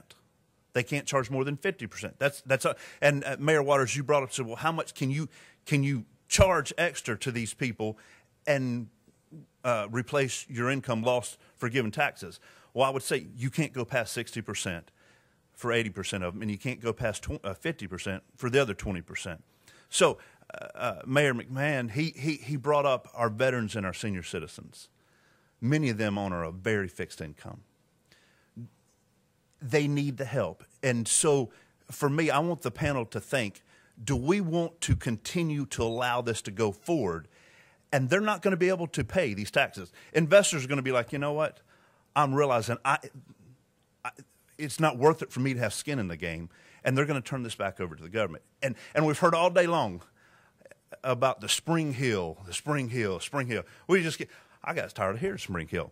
But what's interesting when we think of Spring Hill, and I heard many of you ask the question, well, have they been taxing this way since 2002, since Spring Hill? Well, actually, they haven't. There was a handful of counties that have. And I'd like you to do some research, and you're going to find out until this year, when I filed this bill, a letter was sent out from the assessor's office. And all of a sudden, all across the state of Tennessee, they started jacking those prices up. And they are now doing it all across the state. But until then, and you've asked, well, why do the builders keep coming back? Why do the developers keep coming back? Chairman McNally, you said, you should have known what was going on. Well, they did know what was going on, but very few counties were doing it. So they felt this is a safe investment for me to have my ownership a part of it. Now, interesting, Mr. Will Denominy, he kept saying over and over and over that we just need to be fair. It's all about being fair. And, that's a wonderful thing. I sent y'all this list right here, talking about fair. If we go from one end of the state until the other, we will find that the assessors have not quite been fair. There is no standard. One of the reasons I brought this bill is to give these men who are taking a high risk, men and ladies, who are taking a high risk proposition to use their money to take federal credit, they have to have it for 15 to 20 years. Remember, the government put mandates that you have to do. They have to own these for 15 to 20 years, and they can't charge more than 60%. So there's all these things they have to do, and they have to keep the property up. It's got to look good. So there needs to be some type of expectation of return for people who are putting their money, their time, their resources into that type of what's the word I'm looking for? That type of investment. If you look here, come down to the bottom, it says Alton Place. It was assessed at $4,133,760. It's 88 units. And come over to their annual taxes. That was just reassessed this year. This is for a low-income housing unit. This year's taxes, proposed taxes from Hamilton County, is going to be $209,755. Now, if you go up to Windridge Apartments, that is a private investor. There's no tax credits involved. Somebody he just wanted to do it himself. Or she just wanted to do it himself. $231,000. Come down to Ridgemont, very similar to Alton Place. They're only paying $171,784. Now, we have to have some type of incentive. Chairman Sargent brought up the fact that we're not taxing the incentive for the Greenbelt. I would encourage the panel to go look and tell me if you can find any place else that we tax the incentive that the federal government does to give us for something. You're going to find that every other incentive that we have, we don't tax it. But somehow we found out, hey, let's just start taxing these credits. And I think you'll realize that's why 40 states in America, as you saw that, said, you know what, listen, if we want to continue having decent places for our senior citizens, decent places for our veterans, we're going to have to do something. We can't continue to tax the incentive and tax the value of what this property is doing on top of each other and expect that the private sector is going to have any teeth in the game. This was an incredibly difficult bill to carry this year, and people get worked up, tax assessors calling like crazy, and there's a lot of miscommunications that come about a bill like this. People we heard all kind of numbers. Our comptroller, he gave it a fiscal note of around $2 million, like $1.9 million that would cost the state. The assessor's office came in here and testified, well, basically the comptroller doesn't know what he's saying. It would cost $2 million just for one county if we did this. Commission, at the beginning, there will be some money lost. And nobody will concede and say there won't be some money lost. That's fine. We understand that. But since this year, all of these assessors are going to come and tax at this full rate that they said back in 2003 was okay at Spring Hill, you're going to see the developers say, you know what, there's not enough gain for us to be in this. We don't want a part of that. And you're going to see Tennessee developers step away, and the private sector is going to say, you know what, we're going to wash our hands of this. The banks are going to say, there's nothing in this for us. That's the whole reason in the 80s that Reagan and Tip O'Neill said, you know what, we've got to do something because the private sector takes better care than what just the government has done for these houses, for our senior citizens, and for our veterans. So I want to encourage y'all, as y'all cuss and discuss this, think about the fact that we've got to do something to preserve this for 5 years down the road, for 10 years down the road, because we just now started taxing these people at the full rate. What I'm asking through my bill and from being sent to TACIR is for y'all to listen, there has to be something fair. Will Denami brought up it's got to be fair. I agree. It has to be fair. But it would need to be a standard across the state so there's some kind of expectation of return. Thank you so much for your time. If you have questions for me, I'll be more than happy to answer. It's always good to see you, Chairman. Is there an altar call? No. Well, we'll pass an offering plate, though. There will be. Can we pass an offering plate? I'm in a tough race this year. No, thank you, Representative Faison. God bless you guys. Thank you. Thank you so much. Wow. All right. Well, it's been quite a morning. Is there any further discussion on this? Where we go now, Lanice, is to continue our research and ultimately present a draft, I guess, at our November meeting. And as you will, yes, Representative Carter. Thank you. Lanice, would you get me a copy of their application for rents that they file each year? They file a report of their income and a request for the next year. And I'd like a blank one of those. All right. Thank you.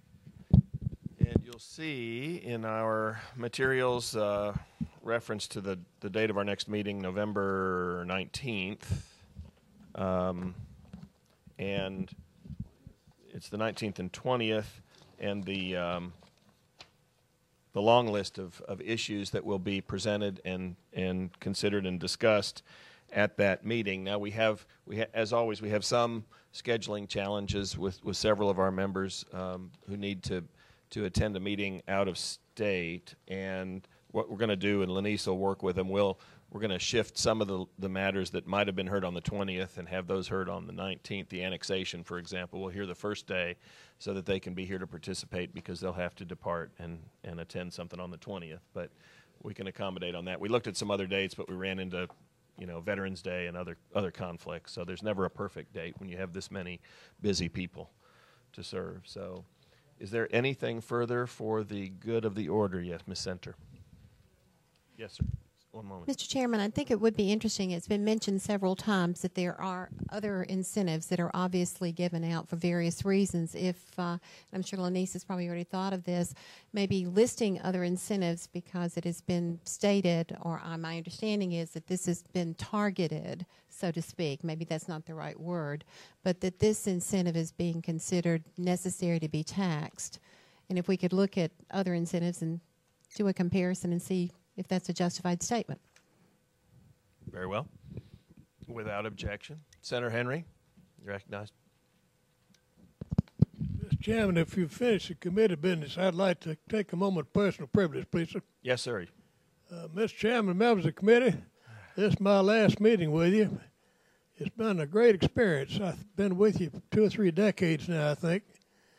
And it's to see the mayors come and go. Been an exposure to Tennessee I wouldn't have otherwise had to gather wisdom all around the state. So I'll say farewell. Mr. Chairman, would you advance our Tennessee flag forward to the desk, please? Yes, sir. Right behind you. 3 white stars on a field of blue. That's it. Now, if you all... Everybody stand up a minute. Repeat after me, if you will. 3 white stars on a field of blue. 3 white stars on a field of blue. God keep them strong and ever true. God keep them strong and ever true. It is with pride and love It is with pride and love that we salute the flag of Tennessee. that we salute the flag of Tennessee. Thank you. Senator Henry, we salute you, sir.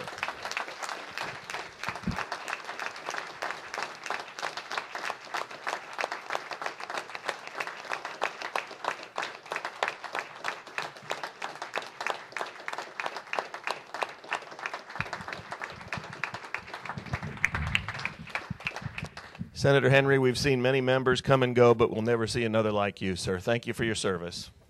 If there's nothing further, then we'll stand in adjournment. Thank you.